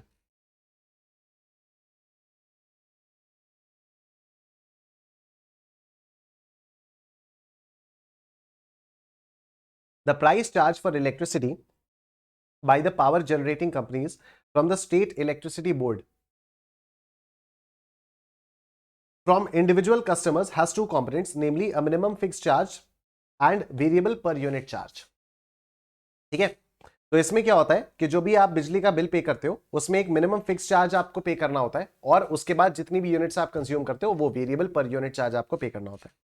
The fact that minimum fix charge remain the same whether electricity is consumed और not, it is scheduled consumed below or it is scheduled या consumed below the contracted or available capacity or a minimum threshold does not mean that minimum fixed charge or part of it is a charge for tolerating the act of not scheduling or consuming the minimum of the contracted or available capacity or a minimum threshold. ठीक है, तो यहां पर बात आई कि भैया minimum fix charge तो पे कर ही रहे. ठीक है, फिक्स चार्ज तो अगर हम पे कर रहे हैं तो इसका मतलब ये नहीं कि फिक्स चार्ज हम टॉलरेटिंग के लिए पे कर रहे हैं. टॉलरेटिंग क्या, कि वो सरकार जो है, जो भी पावर सप्लायर है, वो टॉलरेट कर रही है कि इस बंदे ने, निशांत कुमार ने कम बिजली यूज की, कम बिजली यूज करने के लिए हम फिक्स चार्ज ले रहे हैं, तो फिक्स चार्ज मतलब हम टॉलरेट करने के लिए उससे पैसा ले रहे हैं, ऐसा नहीं है. ठीक है, फिक्स चार्जेस ली जाती हैं. यहां पर सिंपली ये बोला गया है कि सपोज मैंने किसी एक महीने कम बिजली इस्तेमाल की, राइट, तो मैंने जो मिनिमम कॉन्ट्रैक्टेड यूनिट्स है उससे भी कम की. अब मिनिमम कॉन्ट्रैक्टेड यूनिट्स के ऊपर अगर मैं यूज करूंगा तब तो मुझे पर यूनिट के बेसिस पर वेरिएबल चार्ज पे करना पड़ेगा. लेकिन मिनिमम कॉन्ट्रैक्टेड यूनिट्स के नीचे अगर मैंने उसको कंज्यूम किया, बिजली को कंज्यूम किया, तो मुझे पर यूनिट तो कुछ देना नहीं, वो फिक्स चार्ज है. सपोज 10,000 यूनिट्स के लिए फिक्स चार्ज मैं देता हूं. अब अगर मैं 10,000 यूनिट से कम कंज्यूम किया, 9,000 यूनिट्स कंज्यूम किया, तब भी चार्जेस तो मेरे को 10,000 यूनिट्स वाले ही पे करने पड़ेंगे. तो क्या ये कहा जा सकता है कि पावर कंपनी टॉलरेट कर रही है कि निशांत कुमार ने कम बिजली इस्तेमाल की और इसलिए उससे फिक्स चार्जेस ले रही है as in form of consideration. ठीक, both the components of the price, the minimum fixed charges and capacity charges and the variable are charged for sale of electricity and are thus not taxable not taxable as electricity is exempt from GST. ठीक है, तो हम लोग जब chapter 11 करेंगे, sorry chapter 11 नहीं, हम लोग जब चैप्टर 5 करेंगे एग्जेम्पशंस फ्रॉम जीएसटी, वहां पर मैं आपको बताऊंगा कि इलेक्ट्रिसिटी का डिस्ट्रीब्यूशन जो है वो जीएसटी से एग्जेम्प्ट होता है. तो ये जो भी फिक्स चार्जेस होते हैं और जो वैसे वाले चार्जेस होते हैं, यूनिट चार्जेस होते हैं, ये दोनों के ही दोनों कंसिडरेशन मानी जाती है फॉर सप्लाई ऑफ इलेक्ट्रिसिटी. ये टॉलरेटिंग वॉलरेटिंग वाले में नहीं आता है. और क्योंकि इलेक्ट्रिसिटी अपने आप में जीएसटी से एग्जेम्प्ट है, इलेक्ट्रिसिटी बिल पर जीएसटी नहीं लगता है, इसलिए फिक्स चार्जेस पर भी जीएसटी नहीं लगेगा. Cancellation charges. It is a common business practice for suppliers of service such as hotel accommodation, tour, travel, transportation, etc. ये इधर आना चाहिए था, कोई बात नहीं. To provide the facility of cancellation of the intended supplies with a certain time period on payment of cancellation fee. ठीक है, तो ये तो हर जगह होता है कि अगर आपने इस डेट तक कैंसिल किया तो बस 200 रुपए दो आप और कैंसिलेशन हो जाएगा आपका. ठीक है, तो कैंसिलेशन फी पर मतलब ये एक बहुत ही कॉमन बिजनेस प्रैक्टिस है ना, हर जगह आपने देखा होगा. फ्लाइट के टिकट्स में भी होता है, ट्रेन के टिकट्स में भी होता है, होटल में भी होता है, हर जगह होता है ये. Cancellation fee can be considered as the charges for costs involved in making arrangements for the intended supply and costs involved in cancellation of the supply, such as in cancellation of reserved tickets by the Indian Railways. ठीक है, तो ये supply का part माना जा सकता है. Services such as transportation, travel and tour constitute a bundle of services. ठीक है, बंडल ऑफ सर्विसेज इसमें मिलती है. आपका ट्रैवल होता है, टूर होता है, ये सब ट्रांसपोर्टेशन होता है, तो ये बंडल ऑफ सर्विसेज होती हैं. The transportation service for instance starts with booking of the ticket for travel and lasts at least till exit of the passenger from the destination terminal. तो ये जो ट्रांसपोर्टेशन सर्विस वाले का आप पैसा देते हो, तो ये कब से शुरू होता है? जब से मैंने बुक किया तब से जब तक मैं उतर नहीं जाता वहां तक ये उसका पैसा लिया जाता है. All services such as making available an online portal or convenient booking counters with basic facilities at the transportation terminal or in the city to reserve the seats and issue tickets for reserved seats much in advance of the travel, giving preferred seats with or without extra cost, lounge and waiting room facilities at airports, railway stations and bus terminals, provision of basic necessities such as soap and other toiletries in the washroom, clean drinking water in the waiting area, etc., form part and parcel of the transportation service. They constitute the various elements of passenger transport service, a composite supply. तो जो आप ticket के लिए पैसा पे करते हो उसमें सब रहता है. उसमें एयरपोर्ट का लाउंज, एयरपोर्ट का ट्रैवल, एयरपोर्ट की जो भी फैसिलिटीज है, एयरपोर्ट में वॉशरूम, ट्रेन में वेटिंग रूम वगैरह, वो सब कुछ आपके एक ट्रेन के टिकट के अंदर इंक्लूडेड होता है. तो it is a composite supply. The facilitation of service of allowing cancellation against payment of cancellation charges is also a natural part of this bundle. ठीक है कि ठीक है आपको कैंसिलेशन करना होगा तो ठीक. एक्सप्रेस कॉन्ट्रैक्ट रहता है ना यार, सिंपल है ना. एक्सप्रेस कॉन्ट्रैक्ट है ना कि अगर कैंसिल करोगे तो इतना पैसा दे देना. एक्सप्रेस कॉन्ट्रैक्ट है तो it is invariably supplied by all suppliers of passenger transportation service as naturally bundled and in conjunction with the principal supply of transportation in the ordinary course of business. Therefore, facilitation supply of allowing cancellation of an intended supply against payment of cancellation fee or retention or forfeiture or part of whole or consideration or security deposit in such case should be assessed as a principal supply. For example, cancellation charges of railway tickets for a class would attract GST at the same rate as applicable to the class of travel. 5% on first class or air conditioned coach ticket and nil for other classes such as second sleeper class. ठीक है, तो मतलब अगर जैसे मैंने AC1 का ticket book कराया Prayagraj express में, तो मैंने उस पे अगर उस पे जो भी टैक्स लगेगा, कितने 5% के रेट से जीएसटी लगता है, तो जो भी अगर उसको मैं कैंसिल कराऊंगा तो कैंसिलेशन चार्जेस अगर लगे 200-300 रुपए के कैंसिलेशन चार्जेस लगे, उन कैंसिलेशन चार्जेस पर भी 5% के रेट से ही जीएसटी लगेगा. Same is the case for air travel. Accordingly, amount forfeited in the case of non-refundable ticket for air travel or security deposit or earnest money forfeited in case of customer failing to avail the travel, tour operator or hotel accommodation service or such other intended supplies should be assessed at the same rate as applicable to the service contract, say air transportation or tour operator service or such other. However, as discussed earlier, forfeiture of earnest money by a seller in case of a breach of an agreement to sell an immovable property by the buyer or such forfeiture by the government or local authority in the event of a successful bidder failing to act after winning the bid for allotment of natural resources is a mere flow of money as the buyer or the successful bidder does not get anything in return of such forfeiture of earnest money. जो अभी थोड़ी देर पहले हम लोगों ने discuss किया था. ठीक है कि मैंने मकान बेचने के लिए आपसे अग्रीमेंट किया, एडवांस ले लिया, उसको फोरफिट कर लिया, तो उस पर जीएसटी नहीं लगेगा. वो एक अलग सेपरेट इशू है, ये एक सेपरेट इशू है. दिस इज नेचुरली बंडल्ड कि ठीक है आपने अगर कैंसिलेशन कराया तो हम आपसे फीस लेंगे, कैंसिलेशन चार्जेस लेंगे. This is naturally bundled, that is not naturally bundled. Forfeiture of earnest money is stipulated in such cases not as a consideration for tolerating the breach of a contract, but as a compensation for the losses suffered and as a penalty for discouraging the non-serious buyers or bidders. Such payments being merely flow of money are not a consideration for any supply and are not taxable. पुराने वाले, ठीक है, ये वाले नहीं, ये वाले तो टैक्सेबल है. कैंसिलेशन चार्जेस ये वाले आपके टैक्सेबल होंगे.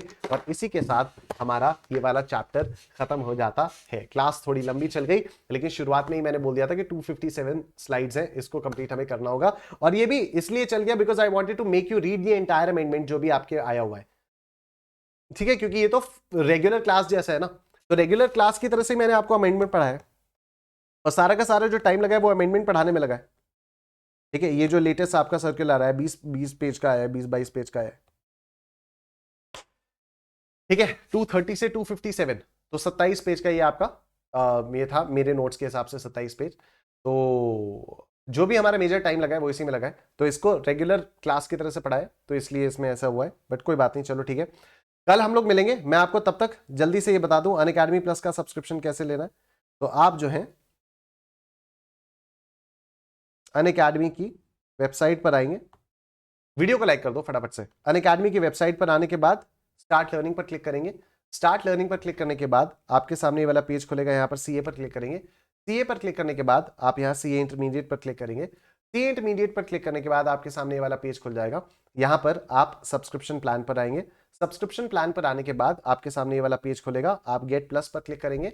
28 फरवरी तक आपके पास काफी सारे ऑफर्स चल रहे हैं। अगर आप 12 महीने का सब्सक्रिप्शन लेते हैं तो आपको 3 मंथ्स का एक्सटेंशन मिलता है। अगर आप 18 महीने का सब्सक्रिप्शन लेते हैं तो आपको 3 मंथ्स का एक्सटेंशन मिलता है। और आप मेरा कोड यूज करते हैं निश10 और अप्लाई करते हैं तो आपको 20% का डिस्काउंट भी मिल जाता है। तो एकदम मुफ्त में बट रहा है पेट्रोल, इस टाइप की चीज है, राइट। तो आप लोग ये फटाफट से ले लो and I will see you guys tomorrow. Please video को लाइक कर देना and take care, see you tomorrow, bye bye.